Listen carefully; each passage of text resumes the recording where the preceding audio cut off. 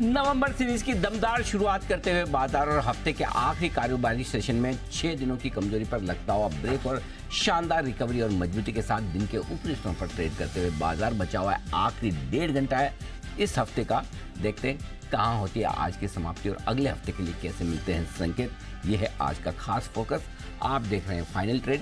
बंधन mutual fund के जी business studio में आप सबका बहुत बहुत स्वागत है। नमस्कार, मैं हूं अनिल सिंघवी और नमस्कार, मैं हूं दीपांशु भंडारी। तैयार हो जाइए एक्शन के लिए, क्योंकि आज सीरीज के पहले दिन जबरदस्त मूवमेंट आया है। फर्स्ट हाफ तो तगड़ा रहा, क्या सेकंड हाफ और आज की क्लोजिंग भी उसी मजबूत नोट पर रहेगी? इस पर करनी है सर से बात। पहले तो बताएं इस समय की बड़ी बातें क्या है? बड़ी बात यही है, दीप की 6 दिनों की कमजोरी पर ब्रेक लगाए नई सीरीज की शुरुआत मजबूती के साथ होती दिखी है। डबल सेंचुरी मारता हुआ निफ्टी 195 अंक ऊपर है।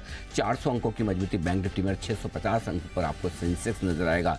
मिड कैप और स्मॉल कैप शेयरों ने कल के नुकसान की पूरी भरपाई भी कर ली है और उससे कहीं ज्यादा मजबूती बनाते हुए अब 2% की तेजी वहां पर आपको नजर आएगी। सबसे ज्यादा खरीदारी वहीं होती दिखी जो सबसे ज्यादा पीटे हैं। पिछले 5 सेशन से कमजोर होते हुए रियल एस्टेट शेयर और 6 सेशन से कमजोर होते हुए सरकारी कंपनियों के शेयरों में तगड़ी खरीदारी लौटती हुई दिखी है। डाउ फ्यूचर्स भी अपना सपोर्ट देते हुए बाजारों को लगभग 100 अंकों की तेजी वहां आपको नजर आएगी। यूरोप के बाजारों में मिला जुला कारोबार है। तो ये है अब तक का बड़ा रुझान भारतीय बाजारों का। इस वक्त की बड़ी बातें आपके लिए तेजी की तरफ। बिल्कुल सर, तो बड़ा एक्शन है और अच्छी मूव आपको आती हुई दिख रही है। जरा बताएं सर, आज हमने बात तो करी थी, सुबह मूव आएगी भी। 19,075 का एग्जैक्ट हाई अपने बनाया, तो उसके ऊपर नहीं गए बट थ्रू द डे उन लेवल्स को होल्ड भी कराए। सुबह से एक भी डिप आपके साथ नहीं आया। मॉर्निंग से खरीदारी रही और डेज हाई के आसपास आप ट्रेड भी कर रहे हैं। तो सुबह जब 11:45 बजे हम शो का समापन कर रहे थे तभी हम 19,025 के हायर रेंज पे पहुंच चुके थे। तो पहला हमारा टारगेट सुबह का 18,975 19,025 का सुबह के सत्र में मिल गया। दूसरा बड़ा टारगेट 19,075 से 125 का। आज के लिए तेजी वहीं सीमित होनी है। 19,125 के ऊपर की तेजी मैं आज नहीं देख रहा। तो 19,075 19,125 अगर वीकेंड पर किसी को पोजीशन कम रखनी है और 6 दिनों की कमजोरी को अभी भी कोई याद रख पाता है 6 घंटे बाद, नहीं तो 6 घंटे में हम we are short term memory loss actually, है ना। तो 6 घंटे की तेजी में भूल जाते हैं कि 6 दिन कितनी तकलीफ देखी है, खून के आंसू लोगों ने पिए हैं और मतलब ऐसे ऐसे भाव देखे। बट ठीक है, यही तो इमोशन से बाजार में खेली पूरा भाव और भावनाओं का है। तो भाव ऊपर होते ही भावनाएं मजबूत हो जाती है। तो ये होता हुआ दिख रहा है तो अच्छी बात है। तो अगर आपको वो याद है तो 19,125 19,075 ये वो रेंज है जो पहले अटकने वाली है। दूसरी रेंज में आपको बता दूं जहां जाकर बाजार अटकेंगे इसको पार करने के बाद वो 19,250 से 19,350 की होगी, जो आपको कल परसों के लिए मंडे ट्यूसडे के लिए आपको सोच के चल रहा है। सो अगर आपको लगता है कि आपका एकदम शॉर्ट टर्म व्यू है तो 19,075 125 की रेंज में प्रॉफिट बुक करें। वीकेंड पर अगर आपको अपनी लॉन्ग पोजीशंस कम रखनी है या अगर आपने गलती से कल या आज में खरीदारी की और वहाँ आप प्रॉफिट बुक करना चाहते हैं तो वो एक अच्छी जगह होगी। बैंक निफ्टी के लिए सिमिलरली डीप 19,700 19,850 सॉरी 42,850 की रेंज है। और मैंने कहा भी था कि बीच में कहीं कोई ढंग ढांग की जगह है नहीं, सीधा 42,275 से आपके लिए 500 पॉइंट तक नॉन स्टॉप मैदान है। और आप देख लीजिए लगभग 400 पॉइंट आपका बैंक निफ्टी ऊपर है ही। सो ऊपर में 784 का हाई बनाया है। सो 42,700 42,850 के बीच में जहां आपको ठीक लगे आज प्रॉफिट बुक करनी है। नेक्स्ट टारगेट जो बैंक निफ्टी का बनेगा 43,150 होगा, लेकिन जो इंपॉर्टेंट टारगेट लेवल है जहां पर बैंक निफ्टी को बड़ी रुकावट दिखेगी वो फिर 43,600 से 43,850 की रेंज में। अभी वक्त है, समय आने पर मैं सब कुछ बताऊंगा। अब रहा साल मिड कैप और स्मॉल कैप शेयरों का, तस्वीर पूरी बदल गई है। आप देख ही सकते हैं किस तरह से बढ़ने वाले शेयरों की संख्या। 3,000 शेयर मजबूत है, बीएसई पर 850 कमज़ोर हैं, एनएसई पे 1850 शेयर मजबूत है, 350 कमज़ोर है। इससे आपको अंदाजा लगेगा कि सिर्फ इंडेक्स नहीं देख रहे हैं कि 1.5% ऊपर मिड कैप इंडेक्स है और 2% ऊपर स्मॉल कैप इंडेक्स है। ब्रॉडर मार्केट में खरीदारी का माहौल है। ये बाजार की ताकत दिखाता है। इस बात की ओर भी इशारा करता है कि बुल रन खत्म नहीं हुआ है। इसका मतलब ये भी नहीं माना जाए कि सब कुछ ठीक हो गया और वापस आप नीचे नहीं जा सकते। 6 दिन घटने के बाद 1,200-1,400 पॉइंट घटने के बाद 200-300 पॉइंट की तेजी आना स्वाभाविक है। ऐसी कोई बहुत बड़ी ऐसा भी नहीं कि आपने मतलब सब कुछ। So I think 1 at a time ये रखिए। वीकेंड सेशन है, अभी भी दिक्कतें अमेरिका की हमारी किसी भी आ सकती। तो आप अगर पिछली बार जो बाजार गिरे उसमें बड़े परेशान हुए हैं, तो इस बार बड़े और कॉन्फिडेंट भी मत हुई तो धीरे धीरे अपने लेवल पे प्रॉफिट बुक करें, वापस से इंतजार करें, मौका मिले फिर से एंट्री कीजिए। सो थोड़ा सा हम स्टेबल होने की कोशिश कर रहे हैं, इसका कंफर्मेशन अगले हफ्ते आएगा। ये जरूर कह सकता हूँ, जो मैं पिछले हफ्ते से लगातार कह रहा था कि ज़्यादा समस्या आपकी एक्सपायरी तक है। एक्सपायरी निकल जाने दीजिए, आपको मार्केट के डायरेक्शन का अंदाजा लगाने का या किस लेवल तक गिर सकते हैं उसमें दिमाग लगाने के बजाय ये सोचिए कि क्या मैं गुरुवार तक, और मैं बार बार इसीलिए कहता दीप कि इस पेशेंट ने 24 घंटे निकाल दिए, 72 घंटे निकाल दिए, तो ऐसे ही नहीं कहता, करेक्ट निकले ना 24 घंटे या 72 घंटे, 25 घंटे की बात की थी। तो अगर जिसने निकाल लिया बच गए ना आज, करेक्ट, आज उतना बुरा हाल नहीं। और इनफैक्ट भले निफ्टी आपका 19,050 ही आया हो, लेकिन भाव अभी भी स्क्रीन पे आपके 19,300-400 वाले हैं। यस सर, करेक्ट, स्टॉक्स में और ज्यादा तेज उछाल है। ये बुल मार्केट का भी एक संकेत है कि जब आप उछल कर आते हो तो मजबूती से आते हो। सो आई थिंक सेंसिबल तरीके से अभी भी निम्बल फुटेड, थोड़ा लाइट रहे, ओवर एक्सपोजर ना करें, न तेजी की तरफ न मंदी की तरफ, थोड़ा 1-2 दिन सेटल हो जाने दें, कंफर्मेशन आ जाने दें कि हमें अब 18,800 के नीचे नहीं जाना है, कंफर्मेशन आ जाने दें कि मुझे 42,000 के नीचे बैंक निफ्टी पे नहीं जाना है। एक आध दिन में आ जाएगी, यही है, कहाँ जाने वाला है। सो धीरे धीरे आप अपनी पोजिशनिंग बनाते रहे बस। चलिए धीरे धीरे पोजीशन बनाइए, खुश रहिए, पोजीशन ध्यान से रखिए, यूफोरिया दोनों तरफ आपको संभालना है। आइए बात करते हैं कुशल और अरमान के साथ भी इवेंट्स और खबरों के बारे में। कुशल, गुड आफ्टरनून, बताएं कौन से इंपॉर्टेंट इवेंट्स। गुड आफ्टरनून दीप। यहाँ पर नंबर्स के लिहाज से तो मारुति और सिप्ला के आ ही चुके हैं बड़े नंबर्स में, बट अभी भी 4 निफ्टी से कंपनियां अपने नंबर्स डिक्लेयर करना बाकी है। Doctor Reddy's, SBI life, BPCL और रिलायंस इंडस्ट्रीज। साथ ही एफएनओ स्पेस से MNM finance, city union Bank, Indian hotels, SBI cards, MGL, SRF, India Mart Intermesh, Oberoi realty के भी नंबर्स आते हुए दिखेंगे। ब्लू जेट हेल्थ केयर, इसका आईपीओ आज क्लोज हो जाएगा, तो देखना है कि फाइनल अपडेट इनका क्या रहता है। इनफैक्ट आज के दिन में ही अक्टूबर महीने का जो यूएस का कंज्यूमर एक्सपेक्टेशंस डेटा है वो भी आपके सामने आता हुआ दिखेगा। जहां तक कल का सवाल है, निफ्टी से एनटीपीसी, साथ ही एफएनओ स्पेस से AU small finance bank, BEL और आईडीएफसी फर्स्ट बैंक के भी नतीजे आएंगे, जिसका रिएक्शन हमें सोमवार को देखने को मिलेगा। और पर उसके पहले संडे भारत बनाम इंग्लैंड, इनका मैच होने वाला है लखनऊ में। और साथ ही अब सोमवार की बात करें तो नंबर्स के लिहाज से यूपीएल ये अपने नंबर्स घोषित करेंगे निफ्टी से, एफएनओ स्पेस से Marico, Petronet LNG, TVS motor, DLF, GMR airport, इनके भी नंबर्स आएंगे। मैक्स स्टेट्स ये भी एनएससी और बीएससी पर लिस्ट होता हुआ दिखेगा। साथ ही updater services 50%, IPO anchor lock in इसका खत्म हो जाएगा 30 दिनों वाला। और सेलो वर्ल्ड ये एक नया आईपीओ बाजार में उतरने वाला है 30 अक्टूबर यानी कि सोमवार को ये खुलेगा, 1 नवंबर तक ये खुला रहेगा। कुल मिलाकर इशू साइज 1900 करोड़ रुपए का, हालांकि ये पूरा का पूरा ओएफएस का है। ग्लोबल इवेंट के लिहाज से अक्टूबर महीने का कंज्यूमर कॉन्फिडेंस डेटा यूरोप का इंपॉर्टेंट होगा। तो ये सारे जो ग्लोबल इवेंट्स हैं इस पर तो ध्यान देना ही है। एंड ऑफ कोर्स मैच है संडे को। बिल्कुल, तो मैच का तो हमें इंतजार है ही, और भी एक्शन आपके लिए बाजार में। संडे को किसका मैच है? इंडिया इंग्लैंड से। इंग्लैंड से क्या खेल, इंग्लैंड को तो एक्चुअली खेलना नहीं चाहिए, ऐसे बोल देना चाहिए यानी तो हम मैदान पे जाएंगे, पिटाई होगी, हारेंगे, सर आप ही ले लो, पॉइंट आप ही ले लो। कल मतलब क्या था, मैच क्या था कल वो? इस बार वर्ल्ड कप में सबसे ज़्यादा उलटफेर, मैं देखो श्रीलंका हराती है उसको उलटफेर तो नहीं मानेंगे, लेकिन श्रीलंका 25 ओवर में हराए उसको उलटफेर मानेंगे, बिल्कुल। क्योंकि एक वो टीम है जो लड़ा के क्वालिफाई करके आई है, श्रीलंका डायरेक्टली क्वालिफाई नहीं हुई है, और दूसरी तरफ वो टीम है जो डिफेंडिंग चैंपियन है ना। तो मज़ा तो आ रहा है। और जो एक्चुअली एक और इंटरेस्टिंग चीज़ जो हो रही थी वो ये हो रही कि ज़्यादातर मैच है ना वन साइडेड हो रहे हैं। हाँ, टाइट फिनिश वाले मैच अभी तक कोई ऐसा लास्ट बॉल तक गया हुआ मैच तो बना ही नहीं है, या लास्ट ओवर में भी बड़ा टाइट हुआ हो। तो अभी तक वर्ल्ड कप में ऐसे नेल बाइटिंग फिनिश वाले मैचेस नहीं हुए। सो हम इसी जो ट्रेंड है इसको ही कंटिन्यू होते हुए देखना चाहते हैं संडे को भी। यस, बिल्कुल। इंग्लैंड को तो अच्छे से करना चाहिए, धोना ही चाहिए, बिल्कुल करना चाहिए, बिल्कुल मजा आना चाहिए उसमें देखकर। चलिए, ये है वर्ल्ड कप का एक्शन। इस बार वो एक बड़ी इनिंग शुभमन गिल से काफी समय से ड्यू है। हाँ, शतक वीर उनका भी बनना बाकी है। आएगा इस बार देखेंगे ऐसी परफॉर्मेंस। चलिए बात करते हैं अरमान से। कुछ नतीजे स्क्रीन पर आ रहे हैं, कुछ नतीजे ऑलरेडी आ चुके हैं। अरमान बताइए क्या कुछ हुआ है आज बाजार में खबरों के लिहाज से? जी बिल्कुल, कई सारे नतीजे आते हुए दिखे हैं दिग्गज के, जिसमें सबसे पहले मारुति सुजुकी की बात करें, आय लगभग 24% के आसपास बढ़कर आई है, कामकाजी मुनाफा 73% बढ़कर आता हुआ दिखा है। मार्जिन्स में भी आपको अच्छा खासा इंप्रूवमेंट दिख रहा है, 9.3% से इंप्रूव होकर 12.9% पर आते हुए दिखे हैं, और मुनाफे में भी 80% के आसपास का उछाल दिख रहा है।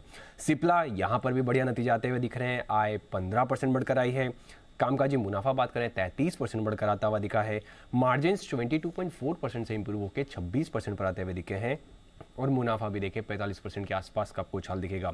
बजाज फिनसर्व यहाँ पर मुनाफा लगभग 24% बढ़ा है, आय 25% के आसपास बढ़कर आई है और उनके जो अगर आप नेट एनपीए देखें तो लगभग फ्लैट ही रहे हैं 0.31% के आसपास।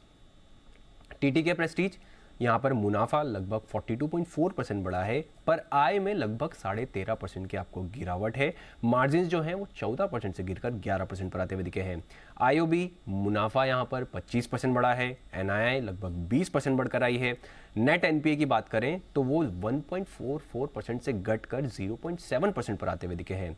उज्जीवन स्मॉल फाइनेंस बैंक यहाँ पर मुनाफे में 12% की बढ़त है, एनआईआई 24% बढ़कर आती हुई दिखी है। नेट एनपीए थोड़े से बढ़कर आए हैं 0.06% से कंपैरेटिवली अगर आप देखें तो बढ़कर 0.09% पर आते हुए दिखे हैं। श्री दिग्विजय सीमेंट यहाँ पर मुनाफे 6 करोड़ से बढ़कर 7 करोड़ पर आता हुआ दिखा है। मार्जिन जो हैं वो थोड़े से घटकर आए 9.9% से घटकर 9.8% पर आते हुए दिखे हैं। और कई सारी ब्लॉक डील्स हैं जिसमें HDFC bank 37 lakh, ITC 50 lakh, Vedanta लगभग 45 लाख, आईओबी 30 लाख और एमएमटीसी 18 लाख शेयरों के कई सौदे होते हुए दिखे। ओके, बस बस कम नहीं है? नहीं सर, बहुत है। बहुत सारे। ओके, चलिए, बहुत सारी खबरें आपको दी है इस वक्त अरमान ने। आइए बढ़ते आगे और हमारे सभी एक्सपर्ट से मुलाकात करने का वक्त है। देख लीजिए, दर्शन कर लीजिए कौन कौन आ चुका है। ओके, कुणाल जी से लेकर बंसल जी और सुमित जी पहली पंक्ति में तीनों ही महानुभावों के दर्शन कर लीजिए और उसके बाद मेहुल कोठारी साहब, विश्वेश जी और वागले साहब भी आपके लिए हैं तैयार। आप सभी लोगों का, महानुभावों का बहुत बहुत स्वागत है क्लोजिंग शो में। चलिए क्लोजिंग शो में बढ़ते हैं आगे और जो स्टॉक्स बड़े एक्शन में उन्हीं पर फोकस कर लिया जाए। उससे पहले वागले साहब की तरफ से रिक्वेस्ट आ चुकी है बिगुल की और बिगुल भी है तैयार वागले साहब के लिए। वागले का वंडर।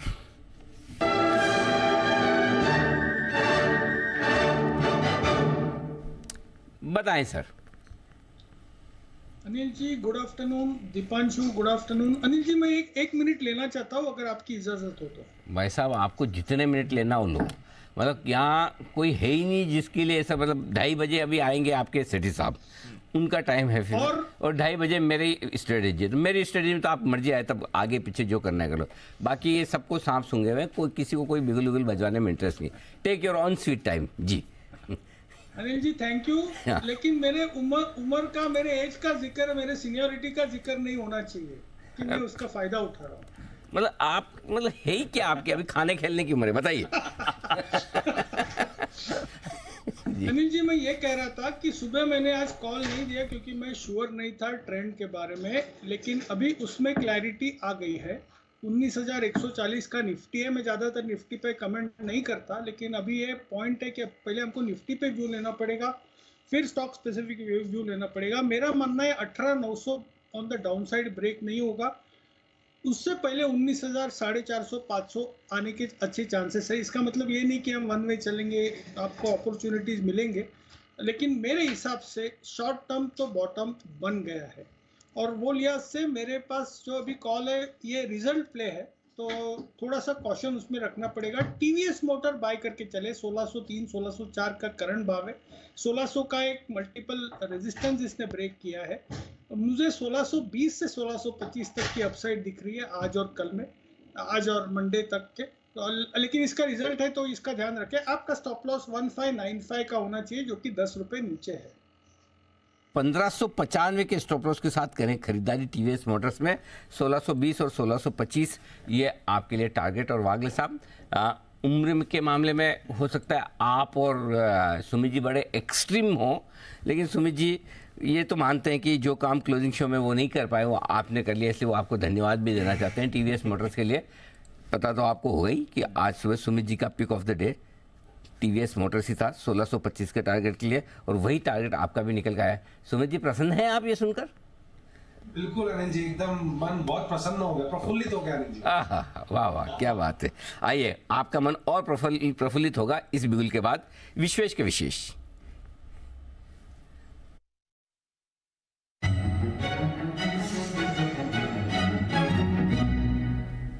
बताएं विशेष जी। Anil ji good afternoon. देखिए मुझे ऐसा लग रहा है कि मार्केट में एक पुल बैक है और ये पुल बैक 19,150 200 तक एक्सटेंड कर सकता है। और कल के जो सेशन में इनफैक्ट ये पैटर्न रहा है, आशु जी भी काफ़ी बार बोलते हैं कि एक्सपायरी के दिन पे अगर बहुत ज़ोर से बढ़ जाए या बहुत ज़ोर से गिर जाए तो उसको बहुत दिल पे नहीं लेना चाहिए। उसका रीज़न है कि there are certain things which happens on expiry day which has to be taken only if there is a next day follow. तो मुझे ऐसा लग रहा है कि जो स्ट्रॉन्गर पॉकेट्स है वहाँ पे बाइंग है, और उसका सिंपल रीज़न है 16,000 करोड़ का डोमेस्टिक म्यूचुअल फंड का जो SIP है उसका फ्लो है। कल का अगर आप फिगर देखेंगे अनिल जी, 7,500 करोड़ का FI का सेलिंग, उसके सामने 6,500 करोड़ का आपका DII का बाइंग था। और बाइंग कहाँ आया था?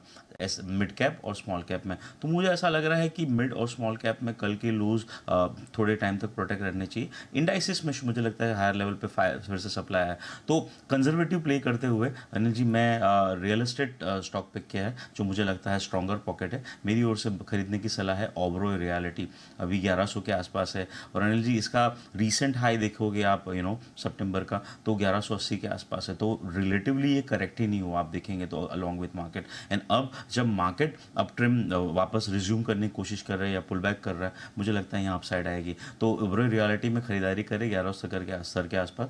1080 का स्टॉप लॉस रख के मुझे लगता है 1140 और 1180 ये दो टारगेट हम 3 से 4 दिन में देख सकते हैं।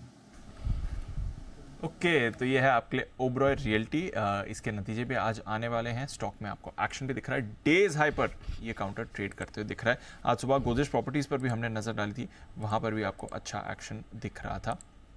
तो रियल एस्टेट स्टॉक्स मोमेंटम है और फिलहाल विश्वेश जी जा रहे हैं ओबरॉय रियल्टी के साथ। बट ऑटो स्टॉक्स भी मोमेंटम में है। अभी हमने मारुति के रिजल्ट्स आते हुए देखे, वहाँ पर थोड़ा एक्शन दिखा। उससे ऑटो स्टॉक्स पे मैं बात करता हूँ उससे पहले एक बार द्वारिकेश शुगर पर नजर डाल देते हैं। इसके नंबर्स आए हैं 7 करोड़ 80 लाख से मुनाफा बढ़कर 10 करोड़ 20 लाख का है। 10.25 करोड़ का इनका मुनाफा आया है, 7.25 करोड़ से बढ़कर अच्छा आंकड़ा है। स्टॉक में भी थोड़ा रिएक्शन आ रहा है। कुणाल जी चार्ट भी पुलअप कर लीजिए द्वारिकेश शुगर के, मैं बाकी नंबर्स भी पुलअप करता हूँ। आय ये घटकर आई है, 100 करोड़ आय घटकर आई, ये सरप्राइजिंग है। 540 करोड़ की आय घटकर 446 करोड़ की आती है। देखिए तो हालांकि मुनाफे में आपने ठीक ठाक बढ़ देखी है, बट आय आपकी एक्चुअली कम आई है। देखना पड़ेगा अगर अदर इनकम कंपोनेंट है जिसकी वजह से मुनाफा बढ़कर आया या फिर कुछ टैक्स एडजस्टमेंट्स हैं, बिकॉज आय तो आपकी 100 करोड़ घटकर आ रही है।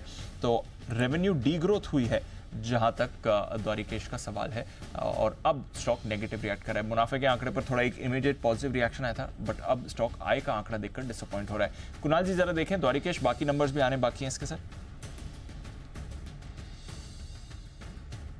देखिए दीपांशु, एक मेजर सपोर्ट है इस चार्ट पर, अगर आप देखें 89 रुपीस के आसपास ये बड़ा सपोर्ट है, 90 से थोड़ा नीचे। और ये जो सपोर्ट है ये कई महीनों से वायलेट नहीं हुआ, तो काफ़ी क्रिटिकल इंपॉर्टेंट वैलिडेटेड लेवल है। तो 89 के नीचे फिसलेगा तभी जिनके पास लॉन्ग्स है मुझे लगता है निकलना चाहिए, अन्यथा बने रहे। स्टॉक अपनी रेंज के लोअर एंड के आसपास ट्रेड कर रहा है, तो इन स्तरों पर वेट एंड वॉच करें। 89 का स्टॉप लॉस जरूर लगा लें जिनके पास लॉन्ग पोजिशन। ओके तो ये है आपके लिए द्वारिकेश शुगर। नतीजों के बाद इस पर एक्शन बनता हुआ आपको दिखेगा। आइए नतीजों के बाद का एक्शन तो आपने देखा ही है, लेकिन नतीजों के पहले का एक्शन भी हम आपको बताना चाहते हैं, और वो आपको मिलता है नतीजे आएंगे कमाई कराएंगे, यानी कि नाक पर। तो आइए एक और स्टॉक का कैश मार्केट का जहां आ सकते हैं मजबूत नंबर्स बताने के लिए तैयार है कुशल गुप्ता, NAKK। नतीजे आएंगे कमाई कराएंगे।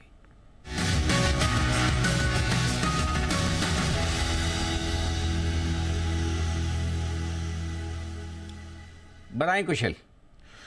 बिल्कुल सर, तो इस सीरीज़ में दूसरा स्टॉक जो मैं दे रहा हूं वो है जियोजेट फाइनेंशियल सर्विसेज का। इसके नंबर्स मंगलवार यानी कि 31 अक्टूबर को आते हुए नज़र आएंगे, और नंबर्स के लिहाज से मैं एक्सपेक्ट कर रहा हूं कि यहां पर काफ़ी अच्छा प्रदर्शन रह सकता है। जिस तरह से हम ब्रोकरेज सर्विसेज ICICI सिक्योरिटीज़ और साथ ही एंजल वन, इन दोनों के नंबर्स देखने को मिले थे, वो काफ़ी शानदार रहे थे दोनों ही तिमाही और साथ ही YOY बेसिस पर। उसी के तर्ज पर जियोजेट फाइनेंशियल सर्विसेज आप देखिए तो रेवेन्यू के फ्रंट पर करीबन 41% की ग्रोथ अनुमान लगाकर चल रहे हैं। 158 करोड़ पर ये रेवेन्यू फ्रंट पर कंपनी प्रदर्शन कर सकती है। साथ ही कामकाजी मुनाफा 40 करोड़ से बढ़कर 60 करोड़ पर अब हम एक्सपेक्ट कर रहे हैं, तो यानी कि 50% की बढ़त कामकाजी मुनाफे के लिहाज से भी कंपनी का आ सकता है। जहां तक मार्जिन का सवाल है 35.5 35.7% प्रिसाइसली ये इसका मार्जिन पिछले साल था। इस बारी लगभग 38% के मार्जिन एक्सपेक्टेड है, तो जाहिर सी बात है कि यहाँ पर 230 बेसिस पॉइंट्स की बढ़त मार्जिन के लिहाज से हम अनुमान लगाकर चल रहे हैं, और मुनाफा भी 43% ग्रो कर 33 करोड़ पर कंपनी ये फिगर क्लॉक इन कर सकती है। क्वार्टर बेसिस पर भी देखेंगे तो नंबर्स काफ़ी ज़्यादा अच्छे दिख रहे हैं और यहाँ पर सबसे बढ़िया बात यह है कि जो ब्रोकरेज सर्विसेज और साथ ही जो इनका म्यूचुअल फंड डिस्ट्रीब्यूशन कारोबार है वहाँ पर अच्छी खासी ग्रोथ होने की उम्मीद है, क्योंकि 19 से ज़्यादा राज्यों में इनके जो ऑफिसेज हैं ऑलरेडी प्रेजेंट हैं, काफ़ी पुरानी कंपनी है। तो जाहिर सी बात है कि यहाँ पर जो ब्रोकरेज हाउसेस के नंबर्स आ रहे हैं और जिस तरह का इनका एक्सपेंशन है और जो डिस्ट्रीब्यूशन प्लेटफॉर्म है उसके बेसिस पर जियोजित फाइनेंशियल सर्विसेज मंगलवार को नंबर्स आएंगे, बढ़िया रह सकते हैं। ओके, ये है आपके लिए जियोजित फाइनेंशियल सर्विसेज, जहां पर आपको रखनी है नजर। नतीजे आएंगे, कमाई कराएंगे में इस काउंटर पर आपको एक्शन देख सकता है। एक बार जरा इसके चार्ट पर भी चेक ले लिया जाए। सुमित जी एक बार देख लेंगे जियोजित फाइनेंशियल सर्विसेज, नतीजे तो इसके आने वाले हैं। आज स्टॉक में थोड़ा रिएक्शन भी आ रहा है, 9.9% ऊपर है सर। जो चार्ट्स बढ़िया दिख रहे हैं, चार्ट्स के ऊपर मोमेंटम बढ़िया बना हुआ है। स्टॉक ने एक लोअर लेवल से अच्छी रिकवरी, अच्छी तेजी भी दिखाई है। स्टॉक के अंदर ऊपर में जो 60 रुपए का इमीडिएट हर्डल है, ये लेवल टूटा और क्लोजिंग मिलता है तो फिर एक अच्छा मूव ऊपर में बनेगा और फिर 70 से 72 रुपए तक का मूव जियोजित फाइनेंशियल में ऊपर की तरफ देखने को मिल सकता है। तो आई थिंक जिन्होंने ले रखा है वो लोग होल्ड कर सकते हैं। ट्रेलिंग स्टॉप लॉस के अंदर यूज करें 55 के आसपास का, और 60 के ऊपर इसमें फ्रेश मोमेंटम बनेगा जिसमें 10 से 12 रुपए का मूव जल्दी देखने को मिलेगा। दीपांशु एक बिगुल भी बिगुल सुमित जी के लिए, सुमित का सुपर हिट।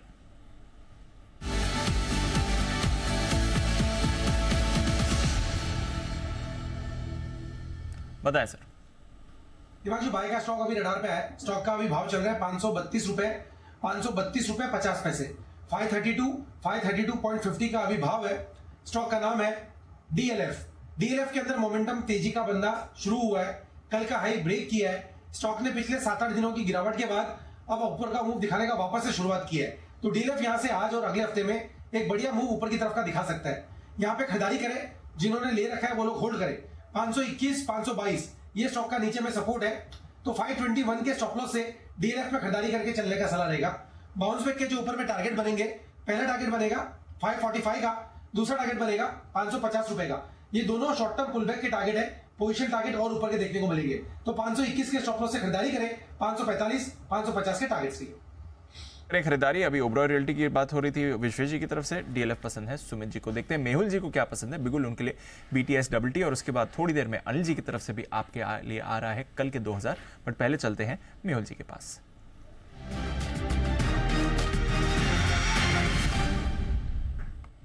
बताएं सर। गुड आफ्टरनून दीपांशु जी, गुड आफ्टरनून अनिल जी। पहले तो एक अपडेट, कल हमने गिरते हुए मार्केट में पीएसयू बैंक रेकमेंड किया था, पीएसयू बैंक 20, तो आज निफ्टी पीएसयू बैंक 4% ऊपर है और मैं समझता हूं कि जो रीसेंट हाई है उसको बहुत ही जल्द निकाल देगा पीएसयू बैंक इंडेक्स। सो उसमें बने रहने की सलाह है। आज का जो बीटीएस डबल टी काउंटर है वो है कार ट्रेड। कार ट्रेड हमने एसपीएल में भी एक बार कवर किया था, अभी 657 के आसपास चल रहा है, फिर से ब्रेकआउट जोन पे आया है, रिस्क रिवॉर्ड बहुत ही अच्छा है। 625 के स्टॉप लॉस से कार ट्रेड में खरीदारी कर सकते हैं, 710 का टारगेट रहेगा ऑन द अपसाइड। ओके, तो कार ट्रेड ये है आपके लिए काउंटर जहां पर रखनी है, आपको नजर एक्शन में आ रहा है। ऑटो से जुड़े स्टॉक्स में आपको मूव दिख रही है। थोड़ी देर में अनिल जी भी आपको कल के 2000 देने वाले हैं, तो उसके पर भी रखिए आप नजर, एक्शन में आ रहे हैं। बट बाजार में आपको स्टॉक्स का बढ़िया रोटेशन इस समय बनते हुए दिख रहा है। ऑटोज में अच्छा मोमेंटम आ रहा है। टाटा मोटर्स, इस पर भी एक मूव आती हुई दिख रही है। आइए एक बार बंसल जी से टाटा मोटर्स की चार्ट पर भी राय ली जाए। Bansal ji good afternoon sir. एक बार देखें, टाटा मोटर्स मोमेंटम में 2.5% ऊपर, डेज हाई पर ट्रेड कर रहा है। कोई ट्रेड दिखता है इसमें? जी दीपांशु, इसमें देखें तो एक बुलिश थर्स्टिंग कैंडल बन रही है, कल के हाइस के ऊपर निकला हुआ है और टेक्निकली बाय मोड के अंदर है। 635 का एक स्टॉप लॉस बैठता है, 655 के टारगेट देखने को मिल सकते हैं। तो टाटा मोटर्स में खरीदारी की राय है। ओके, तो ये है आपके लिए टाटा मोटर्स जिस पर रखनी है नजर। 655 तक के टारगेट के लिए यहाँ पर आपको इसमें एक्शन दिख सकता है। एक्शन कुछ और काउंटर्स में भी आपको बनते हुए दिखा है। Ashok Leyland by the way ये भी एक स्पाइक दिखा रहा है, इसको भी अपने रेडार पर रखें, अच्छी मूव इस पर आ रही है। HAL इस पर भी खरीदारी है। एक करार भी इन्होंने किया है फ्रांस की एक हेलीकॉप्टर बनाने वाली कंपनी के साथ, तो उसका फायदा यहाँ पर भी आपको दिखेगा। बैंक ऑफ बड़ौदा, इस पर एक अच्छी मूव आ रही है। एक बार विश्वेश जी से इसके चार्ट पर आए लिए जाए। विश्वेश जी जरा देखें, bank of Baroda, PSU bank का तो खैर आज अच्छा दिन चल ही रहा है, वापस 200 के पार जाने की तैयारी में सर। दिपांशु देखिए सीरीज की स्टार्ट है और 200 के कॉल में 63 लाख्स है, 200 के पुट में 50 लाख्स है और मुझे ऐसा लगता है कि इवन दो स्टॉक बहुत स्ट्रांग है लेकिन थोड़ा टाइम स्पेंड करना चाहता है तो अभी 197.70 के आसपास चल रहा है दिपांशु, मुझे लगता है 200 तक तो डेफिनेटली आएगा। अगले वीक में हमें इसको रिव्यू करना चाहिए, अगर ये 200 के ऊपर स्टेबल होता है फिर कोई बड़ा व्यू लेना चाहिए। बाय एंड लार्ज मेरा ये मानना है कि बैंक निफ्टी 43,300 पास करने में दम लग जाएगा, बिकॉज बैंक निफ्टी का वो बहुत ही क्रिटिकल लेवल था, वीकली चार्ट्स पे डबल टॉप ब्रेकडाउन हुए थे। निफ्टी ने 19,200 तोड़ा है जो एक बहुत क्रिटिकल लेवल था। जितने भी फंडामेंटल एक्सपर्ट आते हैं फंड मैनेजर से लेके कोई भी इकोनॉमिक व्यू, वो निफ्टी की बात करते बोले 19,200 के नीचे नहीं लगता है, हमने वो तोड़ दिया है। तो क्या वो रिक्लेम होने के बाद बाइंग आती है या वहाँ पे जाके हम दम तोड़ देते हैं? तो मुझे लगता है जम द गन्स नहीं करना चाहिए स्टॉक स्पेसिफिक में, कंजर्वेटिव स्ट्रॉन्गर स्टॉक्स में रहना चाहिए। पीएसयू बैंक स्ट्रांग है लेकिन अब 200 के ऊपर बैंक ऑफ बड़ौदा टिके फिर मेरे हिसाब से व्यू लेना चाहिए।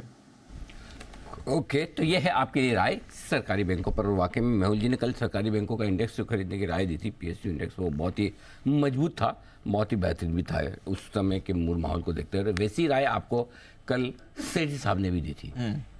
आमतौर पर बड़ी कश्मकश में रहने वाले सेठी साहब 2 दूं, 1 दूं, फ्यूचर दूं, कैश दूं, कल बेहद मजबूती के साथ 1 नहीं 2 नहीं पूरे 3 एक एक्स्ट्रा कॉल के साथ सबसे खराब बाजार में रिकमेंडेशन के साथ आया। तीनों के तीनों स्टॉक जबरदस्त कमाल करते हुए दिख रहे हैं। सेठी साहब का एसएमएस स्वागत किया। ओह सेठी साहब, मैं तो नीचे देख के आराम से बोले जा रहा था मस्ती से, मुझे पता नहीं आप तो साक्षात दर्शन देने आए। वो धन्य हो गया। कल कॉन्फिडेंस किधर से आया था सर?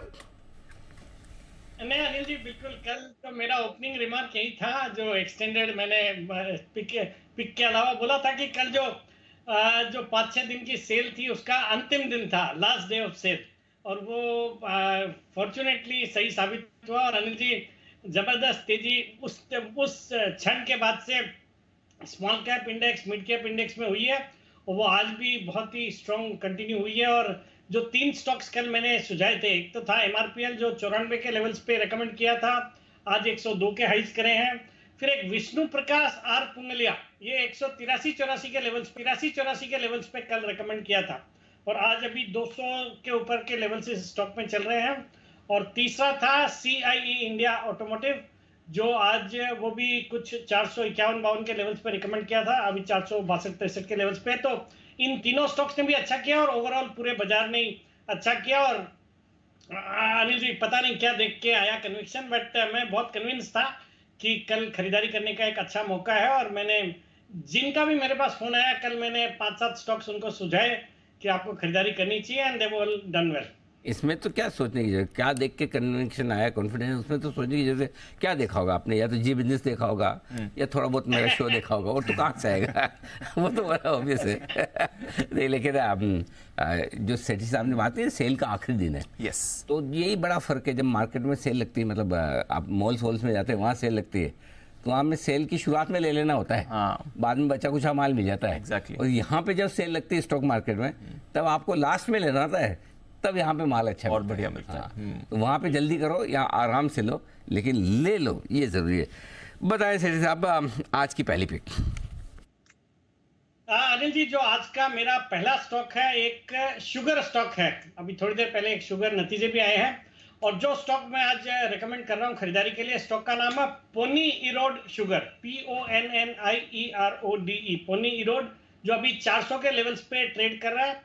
ये कंपनी एक छोटी साइज की कंपनी है जो शुगर, एथेनॉल में तो है ही, साथ ही साथ इनके पास एक कैप्टिव पावर है और मर्चेंट सेल्स के लिए पावर भी 19 मेगावाट का पावर है। शुगर की कैपेसिटी अराउंड 3500 TCD की और एथेनॉल की भी अच्छी खासी कैपेसिटी है। और हम अनिल जी देख रहे हैं पिछले कुछ दिनों से शुगर के जो इंटरनेशनल रॉ शुगर के प्राइजेस लगातार नए हाईज छू रहे हैं, 12 साल के हाईज पे चल रहे हैं। तो वर्ल्ड वाइड शुगर की शॉर्टेज है, हालांकि उसका डायरेक्ट फायदा जो भारतीय कंपनियां वो उठा नहीं पा रही बिकॉज शुगर के एक्सपोर्ट्स पे बैन है।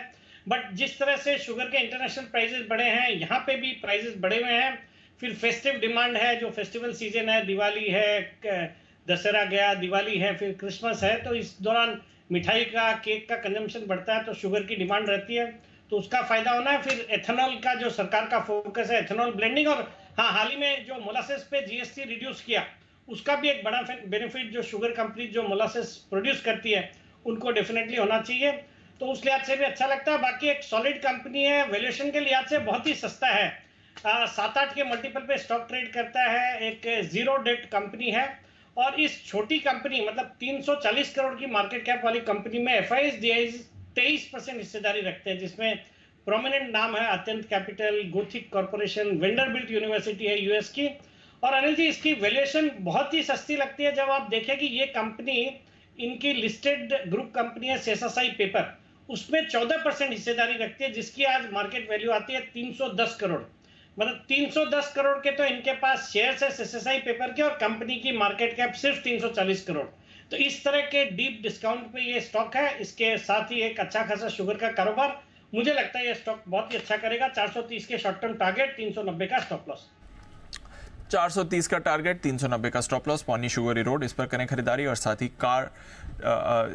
ही कुछ और बढ़िया कॉल्स जो सेठी साहब देंगे। सेठी साहब हमारे साथ शो पर हैं ही पूरे टाइम, तो उनसे कुछ और कॉल्स भी लेंगे। आइए, 2:30 बज चुके हैं, लेते हैं अनिल जी की मार्केट स्ट्रैटेजी भी इस समय।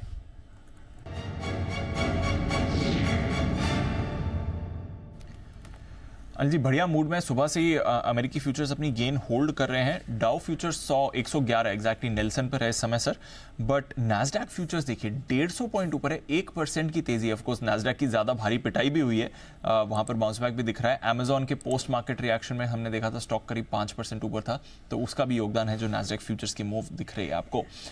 यूरोप में ठीक ठाक कारोबार है। कच्चा तेल आज 2% ऊपर आया, तो कल जो $90 पर छोड़ के गए थे उसके बाद 88 तक रात को गया था, वापस 90 के करीब आ रहा है कच्चा तेल। एशिया मजबूत था, रुपया हमारा फ्लैट है, हम तो ऑफकोर्स थ्रू द डे मजबूत ही रहे। क्या करें सर? तेजी यहाँ से भी अच्छा क्यों? वो इसलिए दीप की सबसे बड़ी इंपॉर्टेंट चीज जो मेरे लिए थी आज, जो कल भी थी लेकिन कल हो ना पाया लेकिन आज हो रहा है, वो है क्लोजिंग 18,950। ठीक है, इसके ऊपर हमें क्लोजिंग चाहिए। क्यों चाहिए? 78 ट्रेडिंग सेशन, 78 ट्रेडिंग सेशन हम 18,950 के ऊपर बंद हो रहे हैं। कल एक फॉल्स नीचे की क्लोजिंग मिली है मंथली एक्सपायरी की वजह से, कैपिचुलेशन था और ये। सो अगर आज लगातार दूसरे दिन में 18,950 के नीचे बंद होता है निफ्टी पे, तो फिर मुझे एक निर्णायक तौर पे नीचे की क्लोजिंग मिल रही है कि अब वो कन्फ्यूजन मत रखो भाई, नीचे की क्लोजिंग हो रही है। कल मंथली एक्सपायरी की वजह से जो कुछ एक प्रेशर आखिरी मिनटों में था, ये दिन भर था, जो भी समझ लो, आज वापस आप 18,950 के ऊपर बंद। अब अगर 18,950 के नीचे बंद नहीं होता है तो आपने एक बड़े इंपॉर्टेंट सपोर्ट लेवल को रोका है। ठीक है, पहली चीज। दूसरी चीज, जो सपोर्ट लेवल है क्लोजिंग के लिहाज से और ऊपर आ गया, 18,950 ही नहीं, 19,000 के नीचे भी बंद नहीं होंगे। क्यों? 85 लाख शेयर, 80 लाख शेयर हैं पुट में, हाईएस्ट ओपन इंटरेस्ट है, आपका बेस हो गया। ठीक है, हल्की फुल्की रुकावट जो है आपकी, जिस रेंज में आप पहुंच रहे हैं आज के लिए, वो है 19,075, 19,125, ये आज की रुकावट की रेंज है। ठीक है, आज इतने पे आके रुकेंगे, लेकिन इवेंचुअली ये आप सोमवार के लिए 19,200 से 19,275 जाने को तैयार है सोमवार तक के लिए। ये टारगेट रखें, इसलिए मैंने कहा कि तेजी करिए। सोमवार तक के टारगेट आपके 19,200, 275 के, यानी कितना हुआ दीप? यहाँ से भी 125 से 200 पॉइंट तक की और तेजी की जगह है निफ्टी में, यह नजर आ रहा है। तो 1400 पॉइंट घटने के बाद 400 पॉइंट, 350 पॉइंट आप बढ़ेंगे, ये एक बार सिंपल सा दिख रहा है, इसलिए यहाँ से भी थोड़ी अपसाइड आपके लिए और बन रही है, पहली चीज़। अब आइए बैंक निफ्टी।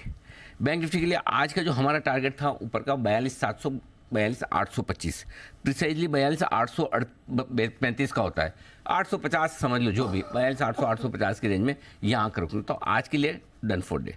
लेकिन सोमवार के लिए कहीं न कहीं इसको पहला टारगेट 43,000, 43,125 का छूना है, उसके बाद 43,400 से लेकर 43,700 के रेंज में कहीं जाने की कोशिश करेंगे। तो जगह बैंक निफ्टी में अभी भी और है, और mid cap small cap share में जिस तरह का एक्शन होता दिख रहा है, वो आप समझ ही सकते हैं कि किस तरह का बढ़िया तेजी बना। सो मेरा ये समझना है, पहली चीज़ तो ये करनी चाहिए, लॉन्ग पोजीशन होल्ड करनी चाहिए।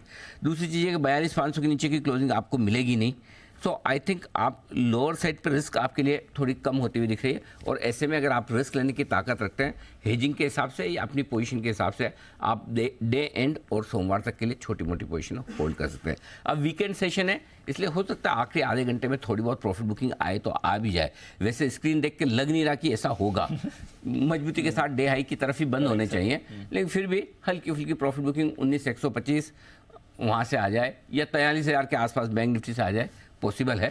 लेकिन अभी भी अपसाइड है, इसके लिए अगर लॉन्ग पोजीशन है तो बिल्कुल पकड़ के रखें, बने रहें। अभी अभी सर वो जो 75 की रेजिस्टेंस है उसको फिर से टेस्ट और कोशिश मैं कर रहा हूँ, मैं बीच में भी मैंने इसलिए किया, मैं कहीं डेटा बन रहे हैं और डेटा बनेंगे तो मेरे लिए कल के 2000 की भी तैयारी। अरे वाह, बहुत बढ़िया सर। वैसे भी लगाऊं तो थोड़ा एक बार डेटा प्रॉपर बन जाए तो फिर मैं आपको बताऊं। चलिए आप डेटा बनाइए, तब तक मैं एक बार इंडियन होटल्स मार्क कर दूं। नंबर्स इसके आ गए हैं, बैंग ऑन एस्टिमेट्स आए हैं अनिल जी। 1430 करोड़ की हमारे आय का अनुमान था, एग्जैक्टली 1430 करोड़ की आपके लिए आय आती हुई दिख रही है। 16% की ग्रोथ आपको यहाँ पर दिखी है। 1233 करोड़ से बढ़कर 1430 करोड़ की आय आई है। 175 करोड़ के हमारे मुनाफे का अनुमान था, 167 करोड़ का मुनाफा है। Again bang on with estimates आपको आते हुए दिख रहा है।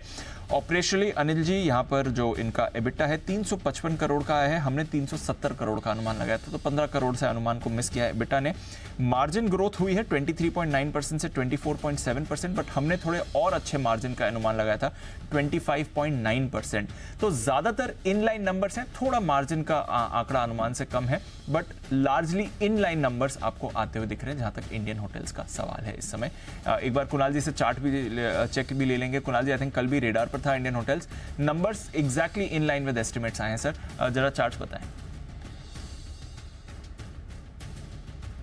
देखिए चार्ट ठीक है दीपांशु, मुझे एक सपोर्ट नजर आता है 380 रुपए के आसपास, और 380 के आसपास एक गैप बना था आज शुरुआती ट्रेड में, तो 380 का लेवल जो है ये काफी क्रिटिकल है। इसके ऊपर अगर ये स्टॉक टिका रहता है तो मुझे लगता है वापस से 395 400 के लेवल्स इसमें देखने को मिलेंगे, तो मेरी यहाँ पर होल्ड करने की राय है। छोटा सा स्टॉप लॉस 379 के आसपास रख लें और इन लेवल्स पर जिनके पास पोजीशन है बिल्कुल बने रहे। ओके, ये है आपके लिए इंडियन होटल्स यहाँ पर रखनी नजर। आइए चार्ट कॉर्नर का एक बिगुल राकेश जी, कुणाल जी के लिए।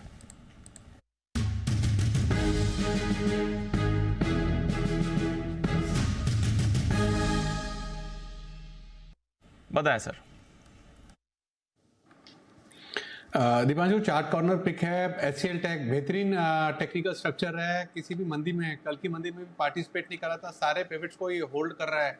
और जिस तरीके का दीपांशु इसका टेक्निकल स्ट्रक्चर है, जैसे एक बड़ी रैली हमने परसिस्टेंट सिस्टम में आती हुई देखी है, ये स्टॉक भी एक बड़ी रैली 70-80 रुपए का अप मूव इस सीरीज में दिखाने का दमखम रखता है, तो अपनी क्षमता अनुसार डिलीवरी में बाय एंड होल्ड की राय है। ओवर टू कुणाल जी। देखिए दीपांशु, लगभग एक महीने से यानी कि लगभग 20 ट्रेडिंग सेशन से 1250 के स्तरों के ऊपर एचसीएल टेक चल नहीं पा रहा था, लेकिन आज हम देख रहे हैं जैसे बाजार थोड़ा सा संभला है, इसने दौड़ लगाना शुरू किया है, तो इसमें हम एक ताकत देख रहे हैं। स्टॉक सारे एवरेजेस के ऊपर ट्रेड कर रहा है, 50 डेज और 200 डेज दोनों मूविंग एवरेजेस के ऊपर ट्रेड करता है, और आज 1250 के ऊपर ब्रेकआउट हुआ है, तो एचसीएल टेक में हमारी खरीदारी की राय है।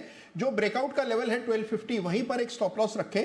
पहला टारगेट इस स्टॉक के लिए 1300 रुपए का 1300 का होगा, इवेंचुअल टारगेट 1325 रुपए का होगा। एचसीएल टेक में खरीदारी की राय 1325 एचसीएल टेक खरीदारी की राय आ रही है। इस बीच एसआरएफ के भी नंबर्स आ गए हैं। वागले साहब, एक बार चार्ट्स भी आप पुल अप कर लीजिए। एसआरएफ नंबर्स थोड़ा आय का अनुमान से कम आंकड़ा आपको आते दिख रहा है। 3180 करोड़ की आय है, 3250 करोड़ का हमने अनुमान लगाया था। मुनाफा भी अनुमान से कम आया है, 301 करोड़ का मुनाफा आया है, 335 करोड़ का हमने अनुमान लगाया था, और ये 481 करोड़ से घटकर मुनाफा आपका 301 करोड़ का आया, तो थोड़ा कमजोर मुनाफे का हमने अनुमान लगाया था, और अनुमान से भी थोड़ा और कम आपको मुनाफा आते दिख रहा है।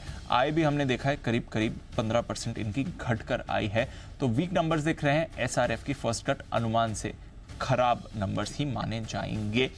एबिटा में करीब 18.5% की ग्रोथ का हमने अनुमान लगाया, बट देखते हैं क्योंकि रेवेन्यू आपका और अनुमान से कम आया, तो एबिटा में क्या रिएक्शन आता है। मार्जिन हम एक्सपेक्ट कर रहे हैं 20% के, वहां पर भी रखते हैं नजर किस तरह के मार्जिन निकल कर आते हैं। एसआरएफ मार्जिन इनका है 20.3%, एग्जैक्टली अनुमान मुताबिक आए हैं। एडजस्टेड एबिटा इनका है 644 करोड़, हमने अनुमान लगाया था 655 करोड़, करीब 22% की डी ग्रोथ हुई है ऑलमोस्ट अनुमान मुताबिक। तो रेवेन्यू प्रॉफिट थोड़ा अनुमान से कमजोर है, ऑपरेशनली अनुमान नंबर्स आपके आते हुए दिख रहे हैं एसआरएफ के लिए। वागले साहब बताएं सर, चार्ट्स एसआरएफ। दीपांशु, ऊपर में बेचना चाहिए, मुझे स्ट्रेंथ नहीं दिखती, लेकिन इतना भी वीक नहीं कि यहाँ पे बेचे, क्योंकि 2060 2070 एक सपोर्ट है, जो कल का जो लो बना है 2080 रादर, तो वो शायद ब्रेक ना करे, वहां से वापस एक बाउंस बैक होगा। सो नियरिंग दैट आपको बाय करना है। ऑन द अपसाइड 2150 2160 भी क्रॉस करना थोड़ा सा मुश्किल होगा। है आए आपके लिए एसआरएफ पे। आइए बढ़ते आगे, और सेठी साहब की दूसरी पिक लेनी है हमें। पहले स्टॉक पर सेठी साहब ने कहा है पोनी शुगर में खरीदारी कीजिए, और बताइए सेठी साहब दूसरी पिक कौन सी है आज आपकी पोनी शुगर के बाद। बिल्कुल अनिल जी, जो आज का दूसरा स्टॉक है वो स्टॉक सुन के आपको भी अच्छा लगेगा अनिल जी। स्टॉक का नाम है टीवीएस सप्लाई चेन सॉल्यूशंस, जो टीवीएस एससीएस के नाम से एनएससी का टिकर है। 210 के लेवल्स पे अभी ट्रेड कर रहा है। एक टीवीएस ग्रुप कंपनी है जो कि global supply chain management services provide करती है। क्लाइंट लिस्ट बहुत ही जबरदस्त है। 70% इनका जो कारोबार है वो इंटरनेशनल बिजनेस से आता है और 30% कारोबार डोमेस्टिक मार्केट से आता है। और 26 से ज्यादा देशों में प्रेजेंट है। करीबन 8,800 से ज्यादा कस्टमर्स है, जिसमें 70 से ज्यादा कस्टमर्स फॉर्च्यून 500 क्लाइंट्स है। और क्लाइंट लिस्ट जबरदस्त है। Daimler, Sony, Hero MotoCorp, Ashok Leyland, TVS motor, ये सबको कैटर करती है। एक एसेट लाइट मॉडल है। और जिस तरह से एक भारत की ग्रोथ देखी जा रही है और जो तो इनका एक जो डोमेस्टिक कारोबार है वो भी बहुत ही अच्छी तेजी से बढ़ रहा है। और बाकी जो हाल ही की G20 समिट में जो पोर्ट्स और शिपिंग का कॉरिडोर बनाने की बातें हुई या ग्लोबल कनेक्टिविटी को बूस्ट करने की बातें हुई है, उसका भी एक बड़ा फायदा टीवीएस सप्लाई चेन जैसी कंपनी को हो सकता है। मुझे लगता है ये स्टॉक इसका आईपीओ भी बहुत ज्यादा मतलब आईपीओ से के प्राइस से बहुत ज्यादा ऊपर लेवल्स पे अभी ये स्टॉक है नहीं। 197 पे आईपीओ आया था, वहां से अच्छे अपसाइड देखने को मिले। 258 तक गया था और वहां से करेक्ट होके ये स्टॉक एक बहुत अच्छे लेवल्स पे ट्रेड कर रहा है। यहाँ पे बिल्कुल खरीदारी करने की सलाह। और मेरा इसमें शॉर्ट टर्म टारगेट है 230 रुपए का, स्टॉप लॉस रखना है 205 रुपए। आपके लिए टीवीएस सप्लाई चेन अभी 3-4 दिन पहले 23 तारीख को ही अनिल जी की तरफ से नवरत्न एसआईपी में रेकमेंड हुआ था। उससे पहले 11 सितंबर को भी अनिल जी ने रेकमेंड किया था G20 बैठक के बाद, और कहा था लंबे समय तक इस स्टॉक को होल्ड करिए, यहाँ से आपको बढ़िया गेंस आ सकते हैं। सिटी साहब की तरफ से भी ये राय आ रही है। तो 230 के शॉर्ट टर्म टारगेट के लिए खरीदारी करके चलिए टीवीएस सप्लाई चेन में। आइए सुमित जी के पास चलते हैं, सुमित के सुपर हिट के लिए।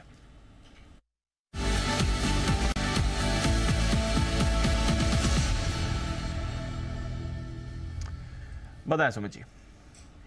दिवांशु, बाय का स्टॉक रडार पे है। स्टॉक का अभी भाव चल रहा है 237, 238, 237, 238 के पास अभी भाव चल रहा है।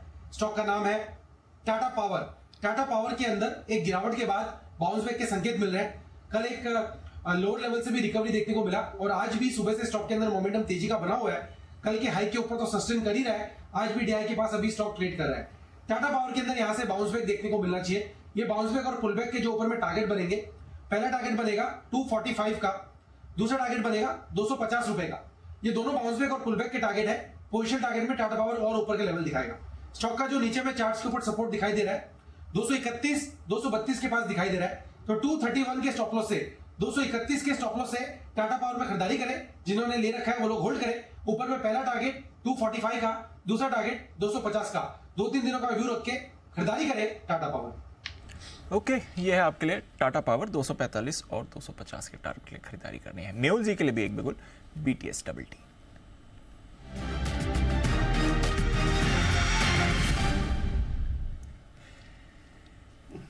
मेहुल जी बताएं सर। दीपांशु जी, आज जो दूसरा स्टॉक है वो है इंडियन ओवरसीज बैंक। इसमें खरीदारी की सलाह रहेगी। सितंबर की जो रैली शुरू हुई थी बिल्कुल यहीं से हुई थी और 51 तक ये काउंटर गया था। यहाँ पर फिर से एक बार बाइंग अपॉर्चुनिटी है। 40.50 के आसपास ये ट्रेड कर रहा है। यहाँ पर खरीदारी करनी है। 3650 का स्ट्रिक्ट स्टॉप लॉस मेंटेन करना है। अपसाइड में मैं समझता हूँ फिर से 50 के टारगेट देखे जा सकते हैं, तो 50 के टारगेट के लिए बाय कीजिए आईओबी। फ्लैट ये है आपके लिए टारगेट। IOB करीब 10 रुपए की मूव यहां से आपको आती हुई दिख सकती है काउंटर पर। सैटिन क्रेडिट केयर, इसको जरा पुलअप करिए। इसके नंबर्स आ रहे हैं, मुनाफा इनका डबल हो गया। 57 करोड़ से बढ़कर इनका मुनाफा 107 करोड़ का है। नेट इंटरेस्ट इनकम में शानदार ग्रोथ दिखी है। 143 करोड़ से बढ़कर इनकी नेट इंटरेस्ट इनकम 213 करोड़ की आपको आती हुई दिख रही है। तो जबरदस्त मूव आई है और रिएक्शन भी देखिए। स्टॉक अब 10% की छलांग लगा रहा है। कुणाल जी, आप चार्ट भी पुलअप कर लीजिए क्योंकि बढ़िया नंबर्स दिख रहे हैं on the face of it satin credit care के सर, और स्टॉक में भी आपको अच्छा एक्शन आते हुए दिख रहा है। जरा बताएं कुणाल जी चार्ट। देखिए दीपांशु, अच्छा अप ट्रेंड भी स्टॉक में देखने को मिला है और हमने देखा है कि नीचे के लेवल से बड़ी जबरदस्त रिकवरी हुई। स्टॉक लगभग डबल हुआ है पिछले कुछ महीनों में और मुझे लगता है कि अभी भी स्टॉक में और ट्रैक्शन है। सारे एवरेजेस के ऊपर ये ट्रेड कर रहा है। 50 डेज एवरेज के नीचे कुछ समय के लिए स्लिप किया, लेकिन वापस बड़ी तेजी से कमबैक किया स्टॉक ने। मुझे लगता है और ऊपर के लेवल्स देखने को मिलेंगे। जिनके पास पोजीशन है बिल्कुल बने रहे। 230 रुपए 230 के आसपास स्टॉप लॉस रखकर होल्ड करने की मेरी राय है। मुझे लगता है 255, 260 के स्तर देखने को मिल सकते हैं। बिल्कुल 255 260 के सर। सेठी साहब, सैटिन क्रेडिट केयर पर कोई view? Numbers on the face of it बढ़िया लग रहे हैं सर। नहीं, बिल्कुल देखिए, अच्छी क्वालिटी की कंपनी है और इस स्पेस की जो भी कंपनियां हैं उनके नतीजे भी बहुत ही दमदार अच्छे आ रहे हैं और विद इन द स्पेस एक फंडामेंटली अच्छी कंपनी है। तो जो नतीजा है, नतीजे के ऊपर आज अब 10% ऊपर ये स्टॉक हो गया है। तो बट मुझे लगता है अब फ्रेश खरीदारी के लिए थोड़ा गिरावट का इंतजार करना चाहिए। बाकी जिन्होंने लिया हुआ है वो अभी भी बने रह सकते हैं over the medium to long term. मुझे लगता है यहाँ से भी अच्छे अपसाइड देखने को मिलेंगे। दोपहर हो रही है हमारे लिए क्योंकि नंबर्स आ रहे हैं thick and fast. SBI life के भी नंबर्स आपके सामने आते हुए दिख रहे हैं। मुनाफा 380 करोड़ का आया है। हमारा अनुमान 420 करोड़ का था, अनुमान से थोड़ा कम मुनाफा आपको आते हुए दिख रहा है। एकदम फ्लैट है मुनाफा, 377 करोड़ के सामने 380 करोड़ का आपका मुनाफा आते हुए दिख रहा है। नेट प्रीमियम अर्न 25% की ग्रोथ का हम अनुमान लगा रहे हैं। अब देख रहे हैं ये आंकड़ा आपके लिए कैसे आता है। वैल्यू ऑफ न्यू बिजनेस में भी हम करीब 18% की ग्रोथ का अनुमान लगा रहे हैं। देखते हैं कैसा इसका आंकड़ा रहेगा। नेट प्रीमियम इनकम 20,050 करोड़ की आई है, पूरे के पूरे 550 करोड़ कम है क्योंकि हमारा अनुमान था 20,600 करोड़ की नेट प्रीमियम अर्न इनकम का। तो थोड़ा डिसअपॉइंटिंग आपको लग रहा है ये आंकड़ा। फर्स्ट कट में दोनों तरफ से हल्का सा डिसअपॉइंटमेंट SBI लाइफ दिखा रहा है। मुनाफा भी अनुमान से कम है, नेट प्रीमियम अर्न भी अनुमान से कम है। वैल्यू ऑफ न्यू बिजनेस और वैल्यू ऑफ न्यू बिजनेस के जो मार्जिन हैं ये आपके लिए इंटरेस्टिंग रहेगा। नेट प्रीमियम आय वैसे तो बढ़कर आई है बट अनुमान से आपको करीब 550 करोड़ का मिस आते हुए दिखा है। कुणाल जी, SBI लाइफ इसके भी चार्ट बताएं सर। देखिए, जैसे सवेरे हम चर्चा कर रहे थे दीपांशु, मुझे स्टॉक एक रेंज में दिखता है और रेंज के लोअर एंड के करीब अब ये स्टॉक ट्रेड करने लगा है और थोड़ा नीचे फिसल सकता है। रेंज का जो लोअर एंड है वो लगभग 1280 के आसपास है जहां बड़ा सपोर्ट है। तो मुझे लगता है कि हो सकता है 10-15 रुपए की और गिरावट आपको इंट्राडे में या कल तक देखने को मिल जाए, लेकिन 1280 का लेवल मुझे लगता है आसानी से टूटेगा नहीं और उन स्तरों के आसपास वापस से स्टॉक में कुछ स्टेबिलिटी आते हुए दिखेगी। तो इन स्तरों पर कुछ भी करने की राय नहीं है मेरी राय में। जो लोग लंबी अवधि के लिए, मध्यम अवधि के लिए निवेशित हैं उन्हें निवेशित रहना चाहिए, अन्यथा कोई ट्रेडिंग बेट इस स्टॉक में इन स्तरों पर नहीं लेनी चाहिए। ओके, ये है आपके लिए SBI लाइफ। फर्स्ट कट थोड़ा अनुमान से आपको कमजोर नंबर्स दिख रहे हैं। इस बीच SRF की जो प्रेजेंटेशन आई उसमें अपडेट है। 235 करोड़ के केपेक्स की योजना को भी मंजूरी दे गई है। 600 टन से सालाना क्षमता विस्तार करने का प्लान है कंपनी का। तो थोड़ा केपेक्स प्लान भी आ रहा है SRF की तरफ से। सेठी साहब, एक बार SRF पर भी राय दे दें। केमिकल्स वैसे भी कुछ ज़्यादा खास हम एक्सपेक्ट नहीं कर रहे थे बट थोड़ा अनुमान से और कमजोर ही नंबर्स आए हैं SRF के, हालांकि केपेक्स भी है 235 करोड़ का। नहीं, बिल्कुल दीपांशु, देखिए आजकल ये जो केमिकल कंपनियां हैं वो इनके नतीजे थोड़े ढीले आएंगे, ये बाजार को मालूम है। बट उसके बावजूद भी आगे क्वार्टर्स अच्छे लग रहे हैं। उस लिहाज से हमने देखा पिछले कुछ दिनों में एक अच्छी तेजी इन सब स्टॉक्स में हुई है और यहाँ पे भी डिस्पाइट द फैक्ट कि नतीजे बहुत ज़्यादा अच्छे नहीं है, स्टॉक पॉजिटिव है और मुझे लगता है यहाँ से भी और अपसाइड आने वाले दिनों में देखे जाने चाहिए in line with other stocks in the chemical space. और मुझे लगता है ये स्टॉक अच्छा करेगा। और जो केपेक्स की भी जो खबरें हैं, हालांकि बहुत बड़ा कोई केपेक्स नहीं है but should be taken as positive by the market और मुझे लगता है ये स्टॉक यहाँ से अपसाइड दिखा सकता है, तो होल्ड करने की सलाह रहेगी। SRF में सेठी साहब की तरफ से ISCT यूनियन बैंक आने वाले हैं नतीजे और नतीजों का अनुमान लेकर तैयार है। वरुण बताएं कैसे रहेंगे रिजल्ट? अनिल जी, घटिया रिजल्ट रहेंगे। घटिया क्यों? हर पैमाने में ग्रोथ ही नहीं है बैंक बात कर, सबकी तो आ रही, इसको क्या प्रॉब्लम है? पता नहीं इसके साथ क्या तकलीफ है, लेकिन इसके साथ ग्रोथ नहीं है मेरे ख्याल। अनुमान तो सही बनाया। हाँ, एकदम सही बनाया अनिल जी। पिछले क्वार्टर में भी खराब थे। अच्छा, हाँ, तब भी मैंने कहा था कि सबसे खराब इसके आएंगे, अब भी कह रहा हूँ सबसे खराब इसके आएंगे, इसके आते हैं। ओके, बताइए फिर तो रिजल्ट जानना ज़्यादा इंटरेस्टिंग है। तो अनिल जी, एनआईए जो है 6.7% गिरने वाली है। मुनाफा करीब 17% गिरेगा, 276 करोड़ से घट के 230 करोड़ पे आएगा। लोन ग्रोथ महज 1 से 2% है। डिपॉजिट ग्रोथ महज 6 से 7% के आसपास आएगी। कारोबार में ग्रोथ जो है वो काफ़ी कम है। ट्रेजरी इनकम जो है उसमें भारी भरकम कमी का अनुमान लगाया जा रहा है और प्रोविज़न जो है तिमाही दर तिमाही वहाँ पे थोड़ी कमी हो सकती है, लेकिन साल दर साल शायद प्रोविज़न में बढ़ोतरी हो सकती है। तो ये प्रोविज़न का एक आंकड़ा और दूसरा ट्रेजरी इनकम से जो इनकम आती थी वो कम होगी। ये दोनों फैक्टर्स कंट्रीब्यूट करेंगे जिसके कारण आप देखेंगे एनआईए तो गिरा है, प्रॉफिट में भी 16-17% के आसपास की गिरावट होगी। Gross NPS, net NPS stable रहेंगे। नेट इंटरेस्ट मार्जिन में डिक्लाइन आपको देखने मिल सकता है। तो हर पैमाने पे अगर आप देखेंगे तो नतीजे इसके कमज़ोर ही रहने हैं।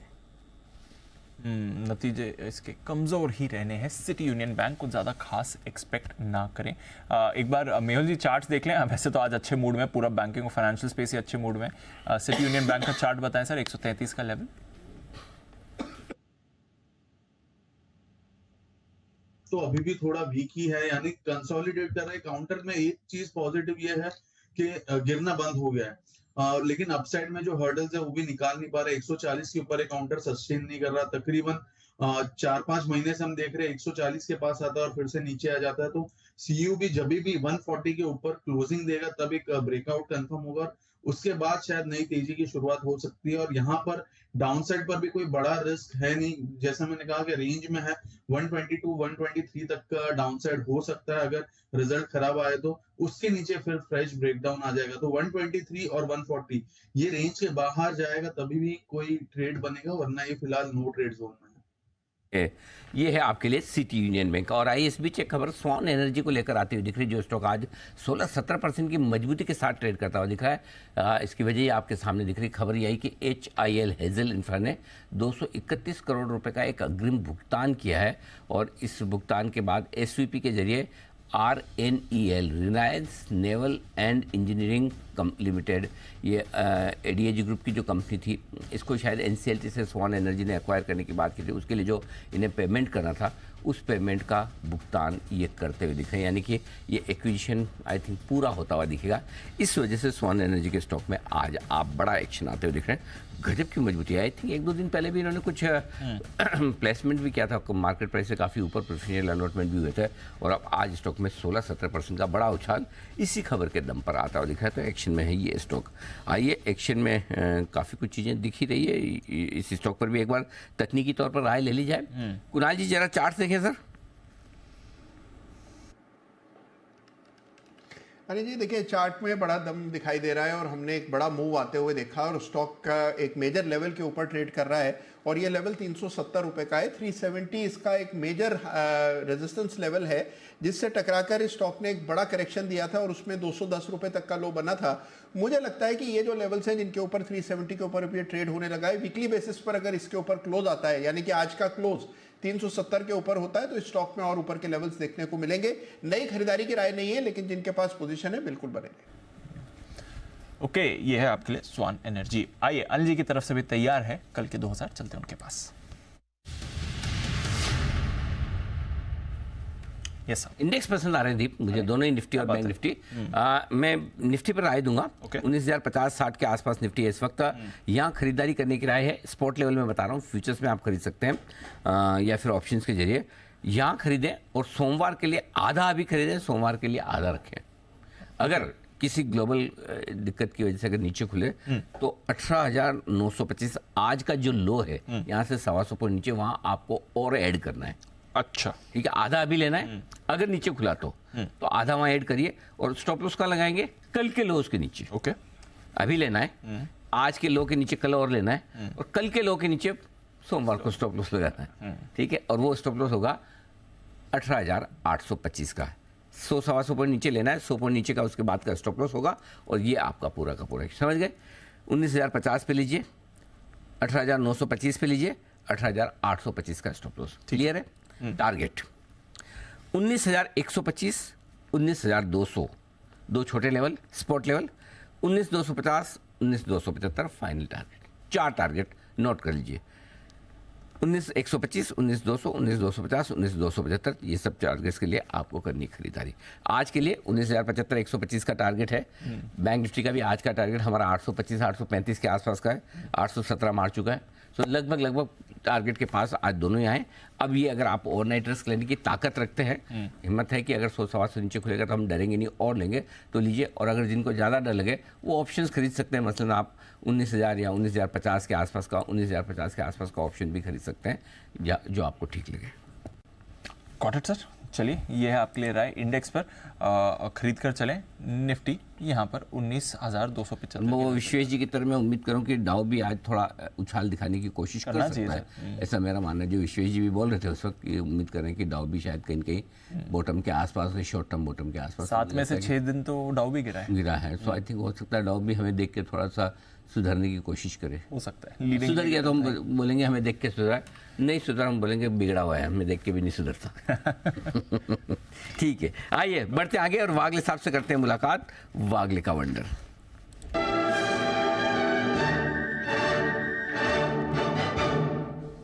जी वागले साहब बताएं सर। अनिल जी, एक्सिस बैंक में BTST करके जाना है। 1004 का करंट भाव है। मुझे लगता है 1000 के ऊपर अगर ये सस्टेन कर जाता है तो आपको मंडे को 1020 1025 20 से 25 रुपए की मूव आपको मिल सकती है। 990 का स्टॉप लॉस होना चाहिए, 1025 के टारगेट्स। ठीक है, स्टॉप लॉस 1025 के टारगेट ये है आपके लिए एक्सिस बैंक। और अनिल जी बहुत बहुत बधाई हो सर। सुबह खरीदारी की राय दी थी, एक्सिस कल भी खरीदारी की राय दी थी। वो पोजीशन अगर किसी ने कैरी करी है, कल के पूरे बाजार में एकमात्र स्टॉक था जिसने होल्ड आउट किया। आज सुबह फिर से खरीदारी आई है। 995 के फाइनल टारगेट थे, उसके ऊपर ट्रेड कर रहा है 1005 पर इस समय। दो चीज जी, एक तो आमतौर पर डे 2 कंटिन्यूस लगातार दूसरे दिन मेरी खरीदारी की राय कम आती है। और स्पेशली रिजल्ट में जो मूवमेंट आना होता है, एक्शन आना होता है, वो पहले दिन आ जाता है, दूसरे दिन लेकिन आज वो कॉन्फिडेंस पूरा था। पहली चीज। दूसरी चीज 978 पे खुला था और तब आपने पूछा था 978 पे पहले टारगेट के नजदीक खुला है, क्या करें? मैंने कहा अब भी खरीदो, नीचे आएगा तो और लेना, डरना नहीं है। तभी जाकर आप ले पाते हैं, राइट। और उसके बाद हमारा 995 मैंने बोला भी था कि 995 तक के टारगेट इंटैक्ट है, चिंता की बात नहीं। ये तो और ऑबलाइज कर रहा है, 1000 के ऊपर निकल रहा है। Very good, thank you very much axis bank. और बात एक ही है दीप, जो कल हम कर रहे थे, आज नहीं, जो कल का था, इतने खराब बाजार में भी एकमात्र बाय कॉल ये मजबूती के साथ टिका रहा। ये पूरे बैंकिंग सेक्टर में, स्पेशली दिग्गजों में सबसे बेस्ट रिजल्ट है। जैसे वरुण लेके आते हैं ना आपके लिए सबसे खराब वाले सिटी यूनियन बैंक के रिजल्ट, वैसे ये सबसे वाले बेस्ट रिजल्ट। वरुण सबसे बेस्ट, अच्छा, बहुत अच्छे। मतलब जब मैंने ICICI के साथ कंपेयर किया, और दिक्कत की बात ये थी कि सिटी का इंटीग्रेशन के बाद लोग काफ़ी डरे हुए थे कि क्या ऑपरेशनल कॉस्ट बढ़ेगा, ये हो जाएगा, वो हो जाएगा। ऐसा कुछ हुआ नहीं। तो ICICI बैंक सेकंड बेस्ट और बेस्ट एक्सिस बैंक दिग्गजों में। इसलिए हम सुबह बात भी कर रहे थे कि जिन लोगों को लार्ज कैप्स खरीदने हैं उनके लिए कुछ लार्ज कैप्स हैं जो अच्छा मौका दे रहे हैं या खरीदारी करने की राय। बिल्कुल। चलिए, ये है आपके लिए एक्सिस बैंक जिस पर आपको बढ़िया मूव दिख रहा है।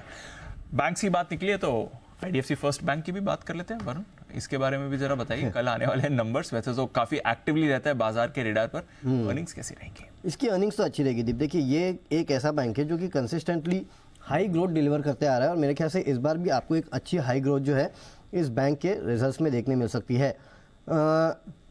जो हमारा अनुमान है, NII करीब 30% बढ़ेंगे, 3,900 करोड़ पे आएंगे।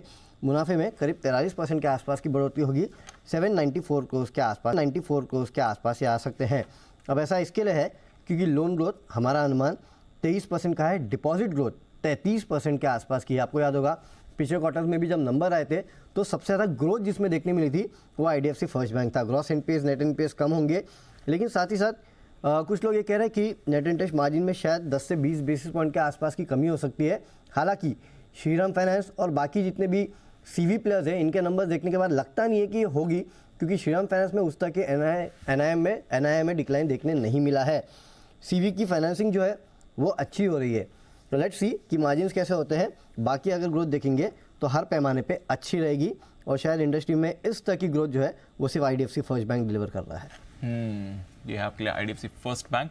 देखते हैं नंबर्स कैसे इसके आते हैं। सुमित जी, एक बार चार्ट चेक भी हो जाए सर 85 के लेवल्स पर IDFC फर्स्ट बैंक। दिवांशु, कुछ दिनों की गिरावट के बाद IDFC फर्स्ट बैंक में एक लोअर लेवल पे सपोर्ट देखने को मिला है। स्टॉक का जो नीचे में चार्ट्स के ऊपर सपोर्ट निकल के आ रहा है वो 82-83 के पास है, यानी ये लेवल टूटेंगे तो ही इसमें गिरावट आएगी। अगर ये लेवल नहीं टूटते तो बाउंस बैक आएगा।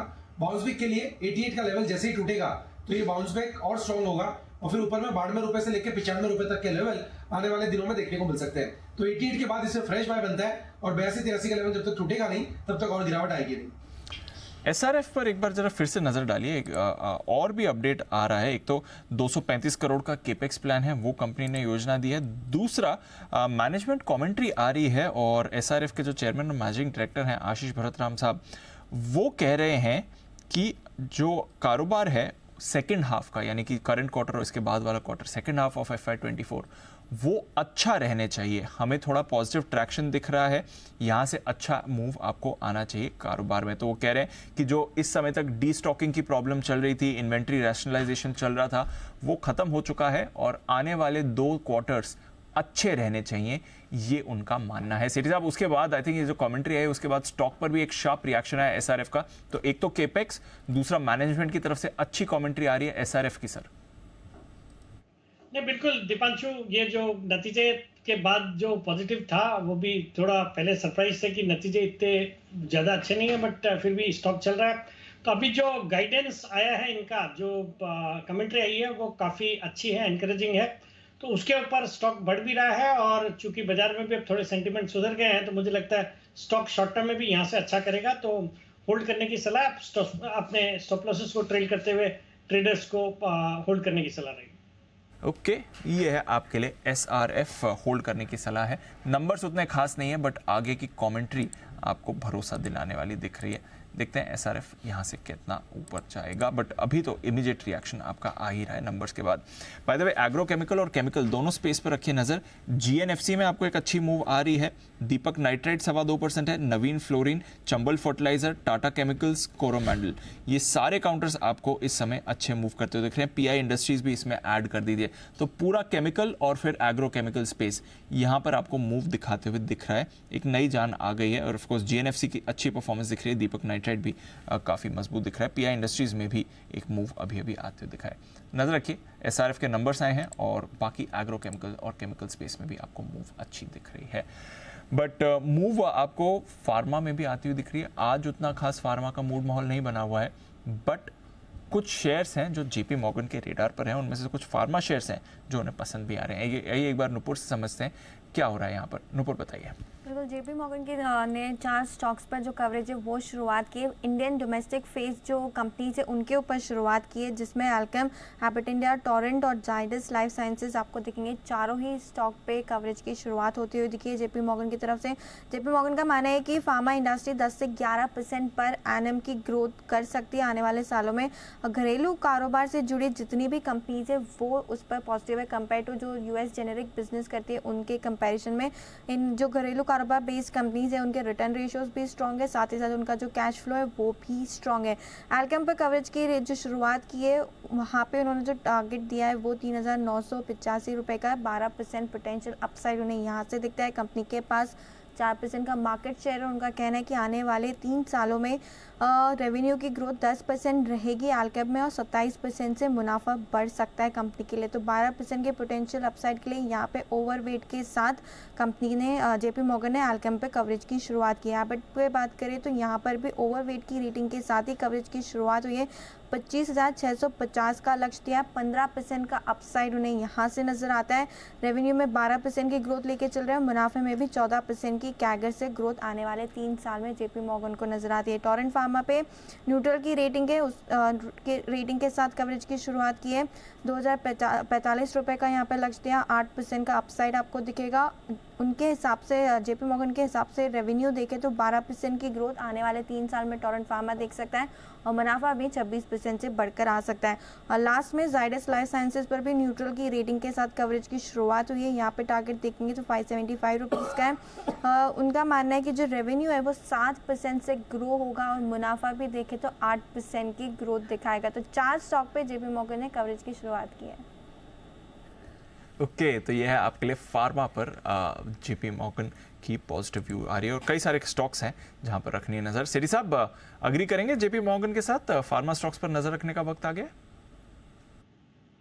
बिल्कुल दीपांशु, लग रहा है। और अगर आपको याद हो तो कल सुबह के शो में मैं जुड़ा था, थर्सडे को आमतौर पर रहता हूँ, तो मेरी जो पिक ऑफ द डे थी वो एल्केम लैबोरेटरीज ही था। हालांकि कल स्टॉप लॉसेस ट्रिगर हो गए होंगे ट्रेडर्स के, बट आज एक धुआंधार तेजी स्टॉक में देखी जा रही है और मेरे जो टारगेट्स है वो भी मीट हो गए, स्टॉप लॉस भी ट्रिगर हो गए और टारगेट्स भी मीट हो गए।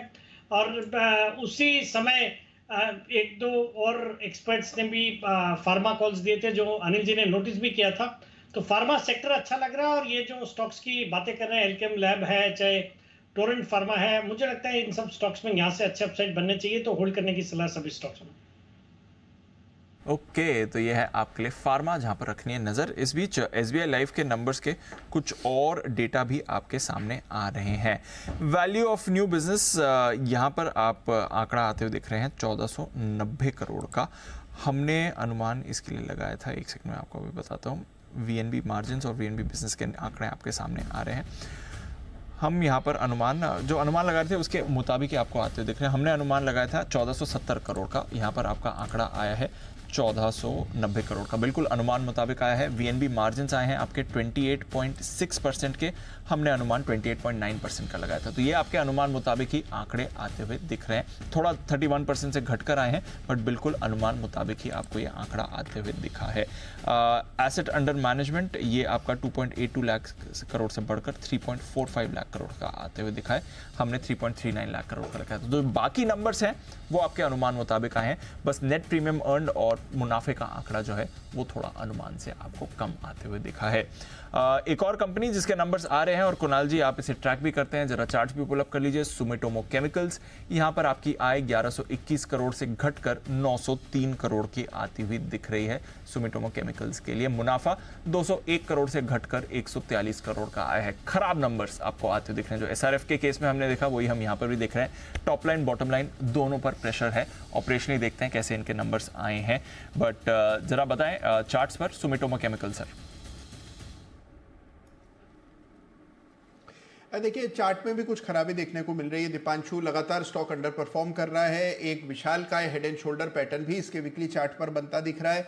तो मुझे लगता है कि खरीदारी की कोई जल्दबाजी नहीं करनी चाहिए, वेट एंड वॉच करें। हो सकता है स्टॉक में एक सिग्निफिकेंट करेक्शन देखने को मिल जाए, और नीचे के स्तरों पर अगर ये मिलता है तो डेफिनेटली मध्यम से लंबी अवधि के लिए खरीदारी करनी चाहिए, लेकिन इन स्तरों पर वेट एंड वॉच करें, स्टॉक से दूर रहें, ये मेरी सलाह। इन स्तरों पर वेट एंड वॉच करें, स्टॉक से दूर रहें, ये है आपके लिए सलाह। MGL महानगर गैस, आइए इस पर करते हैं फोकस। वरुण बताएं MGL के नंबर्स कैसे रहने वाले हैं? कमज़ोर रहेंगे दीप, इसके नंबर्स भी। वॉल्यूम्स आपको याद होगा पिछले क्वार्टर में किस तरह से गिरे थे, हालांकि इस बार गिरने का अनुमान नहीं है। वॉल्यूम्स पे क्वार्टर 6% बढ़ने का अनुमान है, बट आपके जो ओवरऑल मार्जिन है वो थोड़े बहुत गिर सकते हैं, क्योंकि LNG की कीमतें जो है वो थोड़ी महंगी थी। तो इसका इम्पैक्ट जो है आपको मार्जिन पे देखने मिलेगा। और आपको याद है कि अप्रैल के बाद से इन कंपनियों ने दाम तो बढ़ाए नहीं है, जो भी है ये जो गैस प्राइस का हर महीने फॉर्मूला चेंज होता है उसके बेसिस पे ये एडजस्ट करते रहते हैं। तो रेवेन्यूज अगर आप देखेंगे तो 5% बढ़ेंगे, 1611 करोड़, एबिटा 494 करोड़, मार्जिन 34% से गिर के 31%, मुनाफे में 8% की गिरावट, 368 करोड़ से घट के 340 करोड़। तो ऑपरेशनल कमज़ोर नतीजे रहेंगे MGL के। ओके, कमजोर। वरुण आप सारे कमजोर वाले कुछ लाते अच्छा हो। नहीं बता रहा सर। तो क्या प्रॉब्लम क्या है? आपने आप 2 दिन छुट्टी ले लो। अच्छा, फिर और कमज़ोर नतीजे लेके आएंगे। तो ठीक है, सैटरडे संडे भी उनकी ड्यूटी लगाई जाए। यही सही है, यही ठीक है जी। वैसे भी सैटरडे संडे को इतने नतीजे आते हैं बैंक्स के कि घर पे बैठ पे वर्क फ्रॉम होम ही हो जाता है वो। अच्छा हाँ, रिजल्ट तो सैटरडे संडे रिजल्ट आते हैं, कॉन्फ्रेंस कॉल रहते हैं इनके। तो फिर आप क्यों नहीं गए ऑफिस आके कर लें? ट्रैवलिंग टाइम बचता है इसके लिए। चलिए, तो MGL इसके आएंगे रिजल्ट्स, आज हम इस पर भी रखिएगा नज़र। और इस बीच phone a friend life line use कर रहे हैं प्रयागराज से। क्या बात है? हमारे सारे एक्सपर्ट्स कहाँ जरा लाइए उनको, हाँ स्क्रीन पर। एनी आइडिया प्रयागराज से इस वक्त फोन लाइन पर कौन मौजूद है हमारे? कौन हो सकता है कोई? किसने? विश्व जी। अच्छा जी, विश्व जी। आशु जी होंगे, अनिल जी, और कोई नहीं हो सकता है। आशु जी को आप प्रयागराज भेजना चाहते हैं? Very good, idea is good, I like it. Okay, Prayagraj के संगम में भेजना चाहते हैं आशु जी को। विश्व जी ये ठीक नहीं है जी। सेठी साहब। अनिल जी, लगता मुझे संदीप क्या हुआ होगा क्या? संदीप जी, हाँ, ट्रैवलिंग इंटेलिजेंट गेस, क्योंकि सुबह गायब थे। आज सुबह भी जी। सुमित जी। अनिल जी, या तो हिमांशु या फिर सिद्धार्थ जी।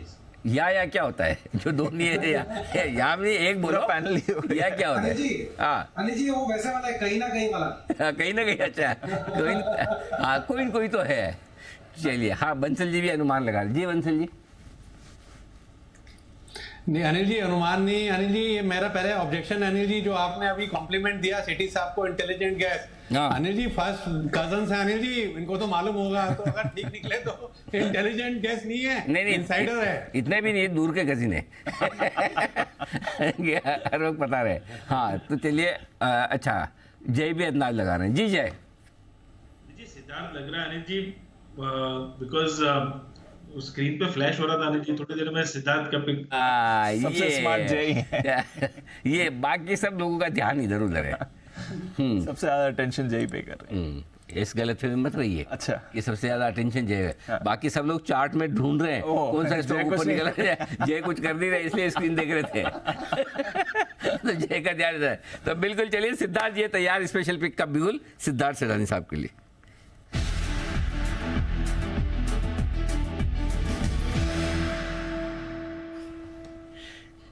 जी सिद्धार्थ जी, आपके हिसाब से सबसे ज्यादा इंटेलिजेंट कौन निकला? अनिल जी, प्रयागराज से बोल रहा हूँ और यहाँ पे एक इन्वेस्टर कॉन्फ्रेंस को एड्रेस करना आया हूँ, और सबसे ज्यादा इंटेलिजेंट तो डेफिनेटली जय निकले, और साथ ही साथ सुमित जी ने भी बहुत क्लोज बाय गेस किया था। 2 ही ऑप्शन दिए थे, 2 ऑप्शन में एक ऑप्शन निकल गया। ठीक बात है, बताएं सर स्पेशल पिक आपकी। अनिल जी, खरीदारी की राय है कजरिया सेरेमिक्स में। मुझे लगता है कि कजरिया सेरेमिक्स में खरीदारी करती है, बहुत ही बेहतरीन कंपनी है कजरिया सेरेमिक्स, और सबसे बड़ी चीज है कि इस पे आपको टारगेट शॉर्ट टर्म रखना है 1325 का, 1325 का। 7th लार्जेस्ट टाइल्स की कंपनी है विश्व की, और देश की मिट्टी से बनी हुई टाइल्स है इनकी, और करंट कैपेसिटी बहुत स्ट्रांग है 84.5 मिलियन स्क्वायर मीटर की। नतीजे आए हैं दूसरे तिमाही के जो दमदार वॉल्यूम्स के साथ आए हैं। 6.3% YOY ग्रोथ दिखे हैं, और मैनेजमेंट बहुत ऑप्टिमिस्टिक है सेकेंड हाफ ये FY24 में। तो ओवरऑल कैपेसिटी बढ़ाने की योजना है, 370 करोड़ की कैपेसिटी योजना है इस साल में, और 250 करोड़ आने वाले साल में। तो मुझे लगता है कजरिया सेरेमिक्स होम चकाचक टाइल्स बनाती है, और 1325 के शॉर्ट टर्म टारगेट बहुत ही बेहतरीन स्टॉक हो सकता है। मुझे लगा कि प्रयागराज से कुछ स्पेशल देश की मिट्टी की स्टॉक दे, तो वो दिखी कजरिया सेरेमिक्स। देश की मिट्टी से बना कजारिया सिरामिक्स, ये है आपके लिए स्पेशल पिक। 1325 के टारगेट के लिए खरीदारी करके चल सकते हैं। शुक्रिया सिद्धार्थ जी, ट्रैवल कर रहे हैं, उस बीच भी आपने समय निकाला और एक स्पेशल पिक हमारे साथ शेयर करी। महिंद्रा लाइफ, इसके नंबर्स भी आते हुए दिख रहे हैं। I think first cut number आया है, आय घटकर आई है, 70 करोड़ की आय 18 करोड़ की आई है। रियल एस्टेट में अलग तरीका होता है रेवेन्यू बुकिंग का, देखना पड़ेगा अगर कुछ एडजस्टमेंट है उसमें या नहीं, और इसलिए आप देख रहे हैं क्योंकि आय में इतनी बड़ी गिरावट है तो इनका घाटा भी बढ़कर आया, 7.5 करोड़ का घाटा बढ़कर अब 19 करोड़ का हो गया। Mahindra life first cut disappointing numbers आपको दिख रहे हैं, रेवेन्यू में शार्प फॉल आया है और घाटा बढ़कर आया है इनका। कुणाल जी एक बार चार्ट्स भी देख लें, वैसे तो स्टॉक एक्शन में था आज, बाकी रियल एस्टेट स्पेस में अच्छी मूव आ रही है, बट महिंद्रा लाइफ 70 करोड़ की आय घटकर 18 करोड़ हो गई है, और एबिटा इनका 11% गिर कर आया है। मार्जिन पर भी आप प्रेशर पड़ते हुए देखे हैं, बताएं सर।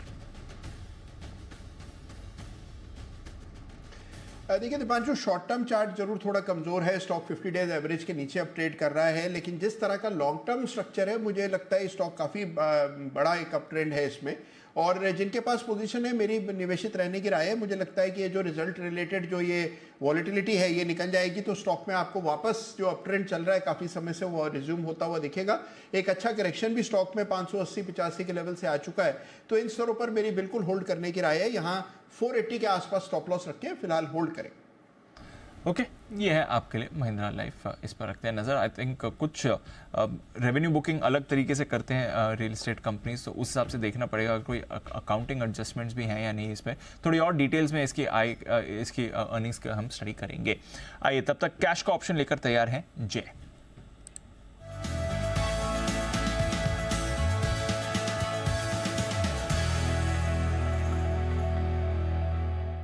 बताएं जय।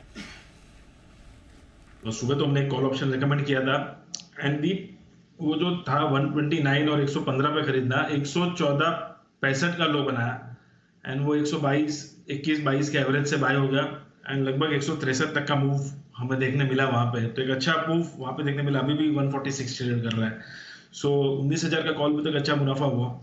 दीप, keeping in mind the weekend, the volatility in global markets, and global markets में जैसे मैंने सुबह किया था, कहा था कि मुझे डाउ S&P में क्लियरली एक बाउंस लग रहा है। जैसे मैंने अनिल जी को सुना अभी, अनिल जी, विश्वेश, ये दोनों भी बुलिश है ग्लोबल मार्केट्स पे, यूएस मार्केट्स पे, और मेरा भी व्यू वही है।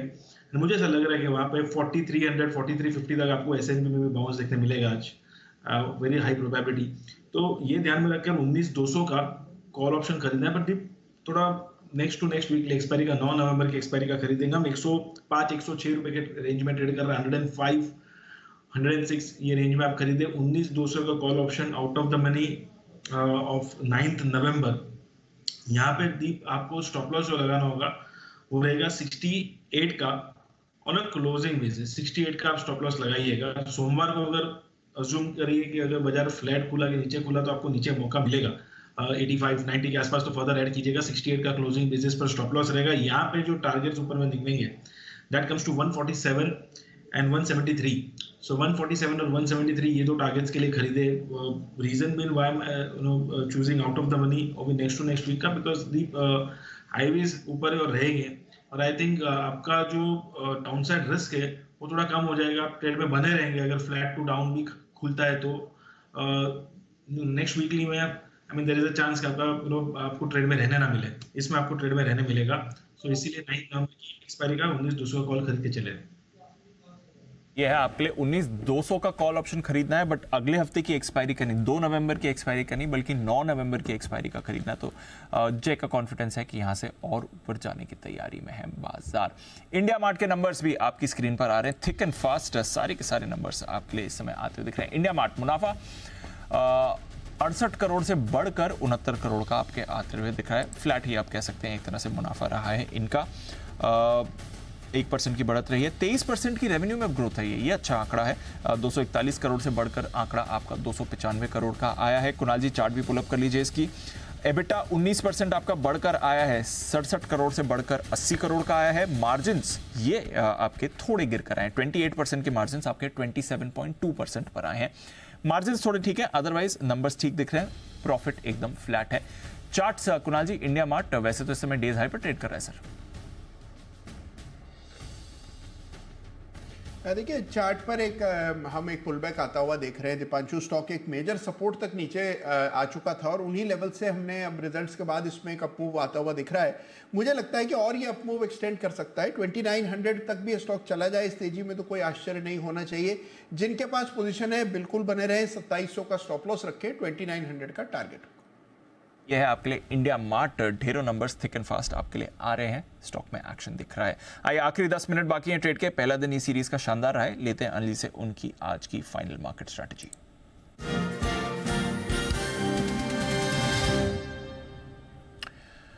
अनिल जी बताएं सर, वैसे तो 7 में से 6 दिन अमेरिका भी कमजोर रहा है, बट आज सुबह से डाउ फ्यूचर्स अपनी गेन्स लेवल्स होल्ड कर रहे हैं। नैस्डैक फ्यूचर्स में हम बड़ा एक्शन एक्सपेक्ट कर रहे हैं। बॉन्ड यील्ड कल और आज के बीच में इनकी थोड़ी गिरी है। क्या करना है? हमारे बाजार भी डेज हाई के आसपास ही ट्रेड कर रहे हैं। तेजी का तो ध्यान है, तेजी का ध्यान है। अब जिसको रिस्क कम लेनी है और ओवरनाइट रिस्क कम रखना चाहें वो भले कल आके खरीदें। आई मीन सोमवार को नतीजे भी काफ़ी सारे हैं, रिलायंस वगैरह, ये ढेर सारे रिजल्ट्स भी होंगे तो वो भी एक्शन रहेगा। अगर लेना है तो एक ही कंडीशन पे कि यहाँ से 100-125 पॉइंट नीचे अगर और निफ्टी मिलेगा तो आप एवरेज करेंगे 18,925 के आसपास और 18,825 का आपका स्टॉप लॉस होगा। तो एक तरह से आपकी एवरेज हो जाएगी ब्रॉडली 19,000 के आसपास या 19,075 के आसपास की, इसके बीच में कहीं की आपकी एवरेज बनेगी। और उस लिहाज से फिर आपको फिर 19,075, 125 और बाद में 200-250 तक के टारगेट के लिए खरीदारी करनी चाहिए। तो और चाहे तो आप ऑप्शन खरीद लें 19,050 के आसपास का या 19,000 का एट द मनी ऑप्शन खरीद कर भी आप कर सकते हैं। सो ये आपके लिए स्ट्रेटजी निफ्टी पर है। और अगर आपको थोड़ी सी ओवरनाइट रिस्क का डर लगता है तो 18,800 या 18,900 का एक पुट ऑप्शन खरीद कर अपने आप को हेज कर सकते हैं। बैंक निफ्टी का जहाँ तक सवाल है, आप अच्छी क्लोजिंग दे रहे हैं 44,750 के आसपास, बढ़िया क्लोजिंग है। डीपीए वाली क्लोजिंग अच्छी है। 44,825 के ऊपर होता तो मज़ा ही आ जाता, सॉरी 42,825 के ऊपर होता तो और मज़ा ही आ जाता, बट ये भी किसी हिसाब से बुरी नहीं है। बैंक निफ्टी में भी मेरी राय यही है कि आप अपनी लॉन्ग पोजीशन को कैरी कर सकते हैं। 42,500 का पुट ऑप्शन खरीदें।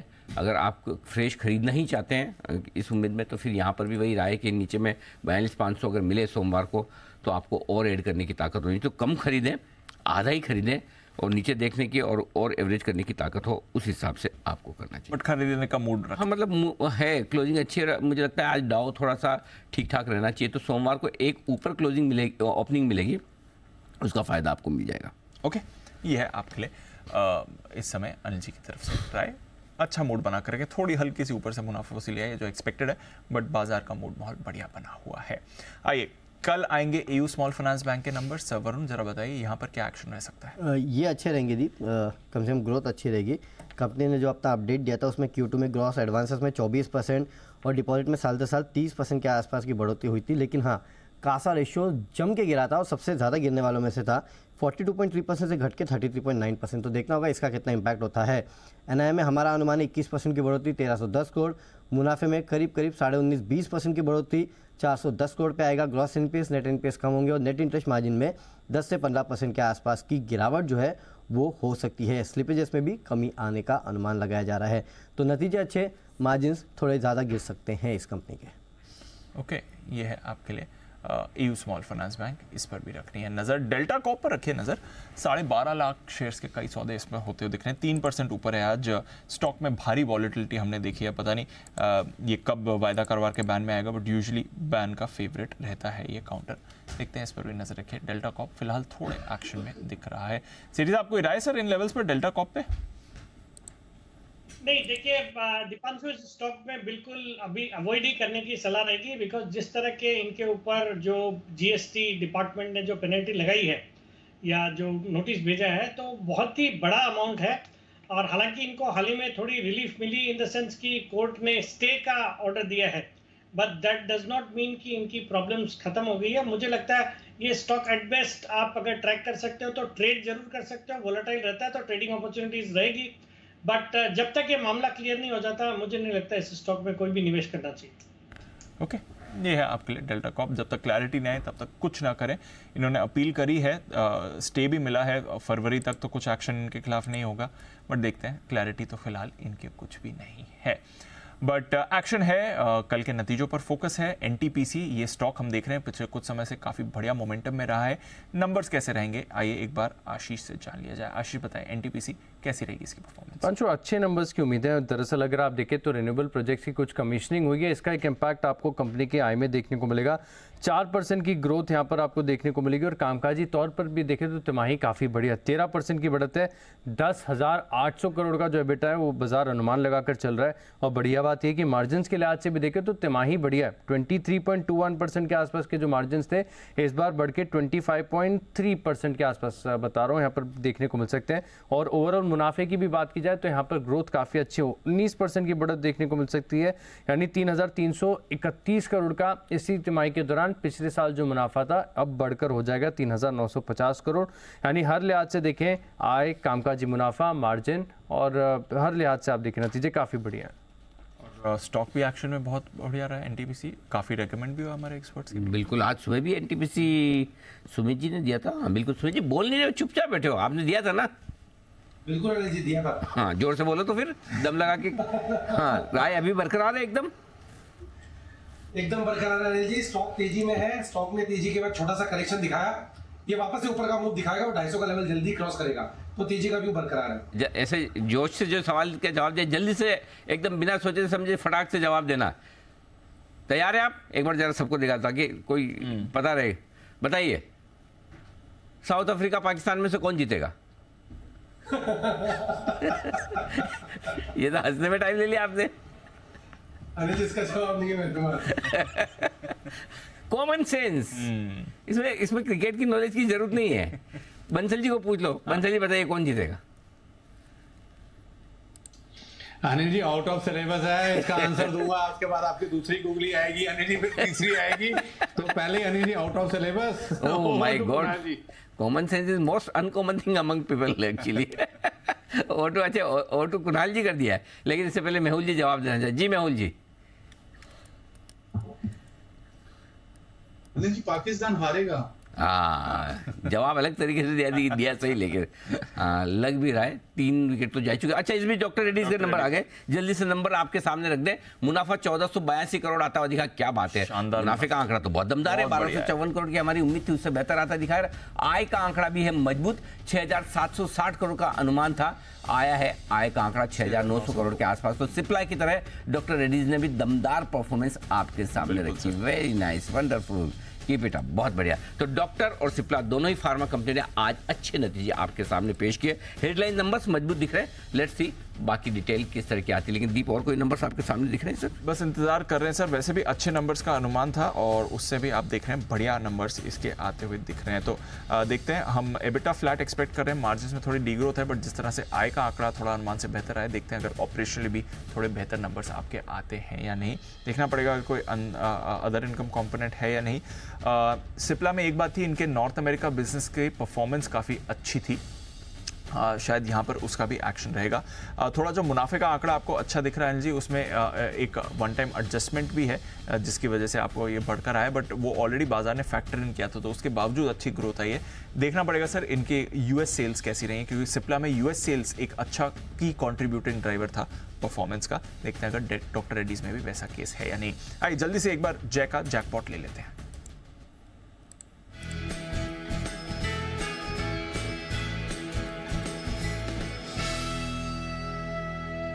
जय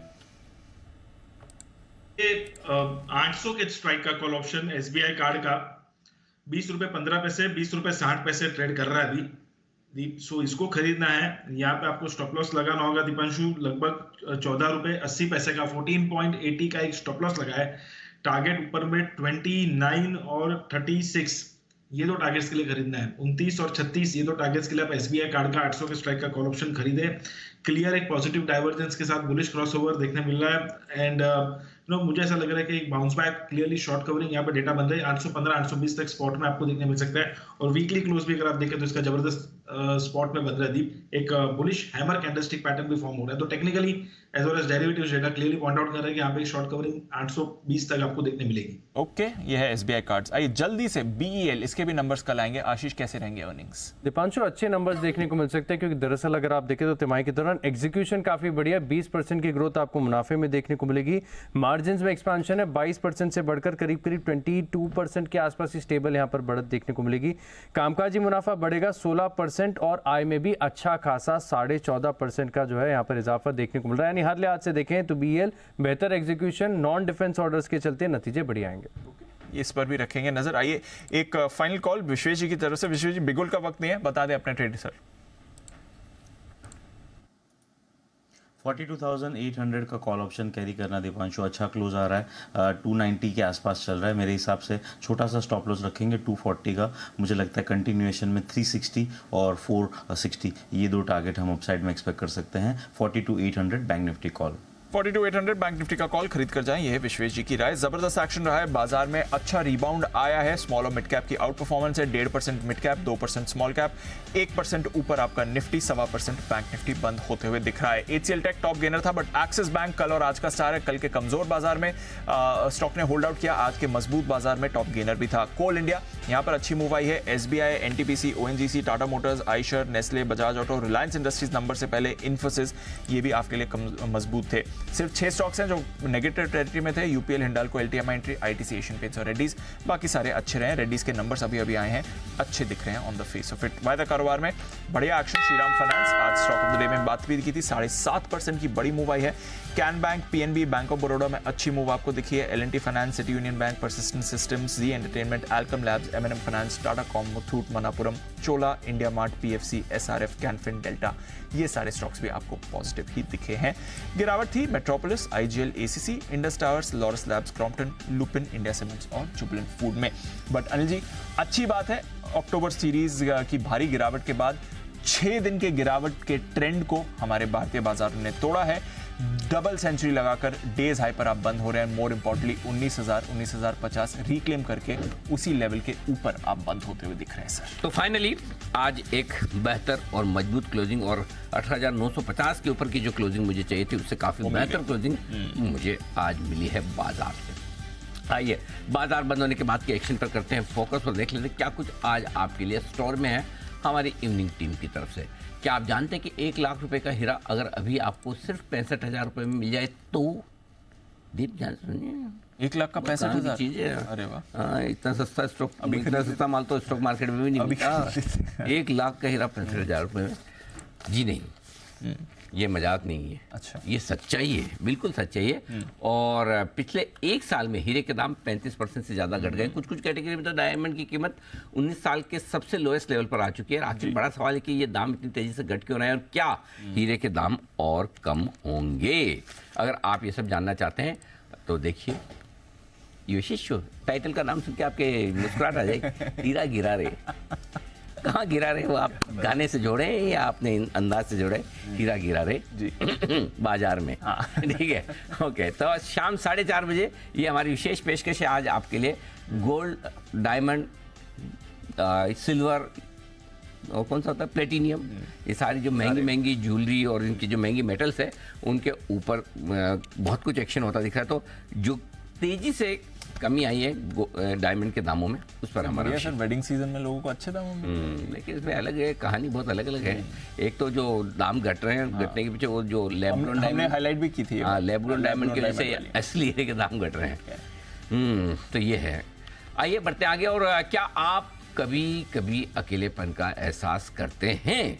अगर हाँ तो आप अकेले नहीं हैं जो ऐसा एहसास करते हैं, क्योंकि दुनिया का हर चौथा इंसान ऐसा सोचता है कि वो अकेला है। कौन है? क्या मालूम सर, वो चौथा कौन है? हम तो तीन ही है। हम में से तो कोई नहीं है। मृत्युंजय और दीप। हमारा तो ऐसा हमारा ऐसे दीप का सोचते तो पता नहीं भाई। मृत्युंजय अपना तो नहीं है, तीसरा या चौथा पता नहीं है। हम दो तो सेफ है, तीसरा। ओके, लेकिन दिक्कत ये है कि अकेलेपन से आपकी सेहत को इतना नुकसान होता है जितना कि रोज 15 सिगरेट पीने जैसा है। क्या बात कर रहे हो? ये कौन बोल रहा है भाई? यही वजह कि WHO वर्ल्ड हेल्थ ऑर्गेनाइजेशन ने इसे एपिडेमिक माना है और ये कहा है कि अकेलेपन यानी कि लोनलीनेस से जो लोगों को उबारने के लिए टेक्निकल एडवाइजरी कमेटी बनानी चाहिए, वो बना चुके हैं। आज शाम 6 बजे इसी बेहतरीन मुद्दे पर बात। देखिए शाम की प्रोग्रामिंग देखिए, एक से एक प्रोग्राम ऐसे है, आपको मज़ा आएगा देखने में और ज्ञान मिलेगा। नहीं तो क्या करेंगे आप इधर उधर जाके कोई वही सब, आपको बताइए पॉलिटिकल डिस्कशन में कुछ आना जाना है नहीं आपके पास में। इसी पर होगी बात कि आखिर क्यों इंसान अचानक से अकेला महसूस करने लगता है और साथ ही इससे उभरने के उपाय बताएंगे। अकेले हैं तो क्या क्या गम है, क्या गम नहीं, क्या क्या गम है। हाँ, ध्यान से सुनिए, आज तो पूरे गानों पे चल रहा है हीरा गिरा रहे, अकेले हैं तो क्या क्या गम है। हमारी इवनिंग टीम बड़ी फिल्मी हो चुकी है, ऐसा लग रहा है। मुझे लगता है 2-4-5 दिन मैं भी इवनिंग टीम में आता हूँ सुबह के बजाय, है ना? मजा आएगा मुझे। चलिए बढ़िया। तो आज डॉक्टर रचना कुचेरिया जी होंगे हमारे साथ, जानी मानी फिजिशियन, और डॉक्टर श्रद्धा चौधरी जी पार्क हॉस्पिटल से, और नवनिधि बाधवा जी मेडिटेशन गुरु है। ये तीनों आपको बताएंगी अकेले हैं तो क्या क्या गम है। मिस मत कीजिएगा, ये बेहतरीन शो आपके लिए। और उसके बाद मनी गुरु, उसके बाद इंडिया 360 डिग्री। इंडियन नेवी के 8 पूर्व नौसैनिकों को कतर में मौत की सजा सुनाए जाने से पूरा देश हलचल में आ चुका है और करीब साल भर से कतर की कैद में ये जो लोग हैं इन पर काफ़ी कुछ अलग अलग तरह के आरोप लगे हैं, लेकिन इसकी तरफ से कोई जानकारी सार्वजनिक नहीं की गई। सवाल ये कि भारत सरकार इस चुनौती से कैसे निपटेगी, इसी पर होगी इंडिया 360 डिग्री में विस्तार चर्चा। देखिएगा कतर ने क्या कर दिया, ये हमारी विशेष चर्चा है। दूसरी विशेष कवर स्टोरी हमारी है आपकी एफडी से जुड़ी। दरअसल आरबीआई ने कहा कि बैंकों को 1 करोड़ रुपए तक की सभी एफडी पर मैच्योरिटी से पहले पैसे निकालने की सुविधा देनी होगी। अभी तक ये समय सीमा है 15 लाख की, यानी कि अगर आपने 1 करोड़ की एफडी कराई और आपको कभी भी लगे मुझे वापस लेना है, ले सकते हैं। क्या है ये फैसला, किस तरह से एफडी पर लागू होगा, और इससे जुड़ी हुई और सारी बातें आपको बताएंगे। तोड़ो एफडी बिना पेनल्टी, ये आपके लिए हमारी दूसरी विशेष पेशकश। ऐसी खबर शाम को 8 बजे काम की आपके, जिससे 2 चीज़ आपको फ़ायदे की मिले, समझ में आए, कभी ज़िंदगी में काम पड़े, कोई बताएगा नहीं। इसलिए ये सब खबरों पे ज़्यादा फोकस करिए और देखिएगा। चलिए तो विदा लेने का वक्त है आप सभी लोगों से। पहले बता दूं 19,047 ये है आज की 190 पॉइंट की मजबूती के साथ क्लोजिंग। सेंसेक्स 634 अंक ऊपर बंदा होता हुआ, और सुमित जी का लिफाफा लेवल 501 पॉइंट ऊपर। बैंक निफ्टी 42,782 का, ये है आपके लिए लेवल। समाचार समाप्त हुए, विदा लेने का वक्त। कुणाल जी, राकेश जी और सुमित जी, वागले साहब, आप सबका बहुत बहुत धन्यवाद। आपको भी अगर शाम वाला शो पसंद आया हो, अकेले हैं तो क्या क्या गम है, तो ज़रूर देखिएगा। और दूसरा वाला वो कौन सा था, हीरा गिरा रहे, हाँ, डायमंड वायमंड में आप लोगों का इंटरेस्ट हो तो ज़रूर देखिएगा। जी कुणाल जी। अनिल जी देखिए, हम में से अधिकांश लोग अनिल जी जीवन के उस पड़ाव में हैं जहां अनिल जी हमें ज्यादा एक्साइट करेगा कि काश हम अकेले होते। तो अनिल जी ये थोड़ा सा टाइटल बदल दें तो हम ज्यादा रुचि से देखेंगे। हमने तो समझा ही नहीं, सिक्के का दूसरा पहलू भी है। क्या बात है, अकेले हैं तो कोई गम नहीं है फिलहाल। चलिए जी, तो अच्छा राकेश जी भी कुछ कह रहे हैं और फिर उसके बाद जय ठक्कर जी। राकेश जी।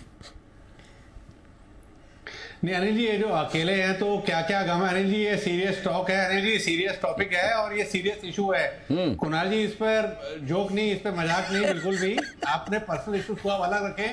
और दूसरा अनिल जी, कुणाल जी इतना मतलब कि मांगते रहते हैं तो उनके लिए अनिल जी ऑफर है, जो लाख का हीरा 60,000 का 65,000 का मिल रहा है, तो अनिल जी वो सेम हीरा कुणाल जी को 30-32 हजार रुपए का मिल सकता है 1 कैरेट वाला। अच्छा। डिलीवरी मुंबई और दिल्ली में है और कंडीशन क्या अनिल जी, मुझको ले जाना पड़ेगा। जब तक मैं मुंबई या सूरत नहीं पहुंचूंगा अनिल जी, मुंबई या सूरत, तो डिलीवरी नहीं मिलेगी। तो कुणाल जी आप डायमंड की तरफ फोकस करो और वो सीरियस इशू अनिल जी, मैं दोनों शोज देखूंगा अनिल जी। कुणाल जी का पॉइंट एकदम सही रहा। अब बंसल जी साथ है तो देखो क्या क्या गम है उनको। एक डायमंड के लिए बंसल जी को साथ में लाना ले जाना, कुणाल जी के गम बराबर है। कुणाल जी आपका पॉइंट वैलिड है, अकेले अकेले हो तो कम गम है कुणाल जी के लिए, बंसल जी साथ है तो गम ज्यादा है। जी जय। अरे जी देखिए हमारे पास तो जी जी कुणाल जी कहिए। अनिल जी हमारे पास तो बंसल जी जैसे हीरे हैं अनिल जी, हमें ये सब 35-40 हजार के हीरे नहीं चाहिए।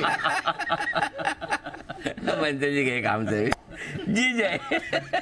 मैं तो अनिल जी दूसरा एक हीरा जो अपने बीच है अनिल जी, जेम्स साहब अनिल जी, मैं तो उनका सोच रहा था कि वो तो कैमियो एंट्री नहीं कर रहे ये शो में। नहीं बिल्कुल नहीं। तो चलिए ये शाम का शो जरूर मिस मत कीजिएगा, देखिएगा जरूर। विदा लेने का वक्त है। विश्वेश जी, विकास जी और जय ठक्कर साहब, मेहुल कोठारी साहब का भी बहुत बहुत शुक्रिया।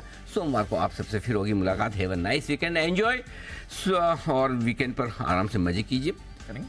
मुझे और दीप को इजाजत दीजिए।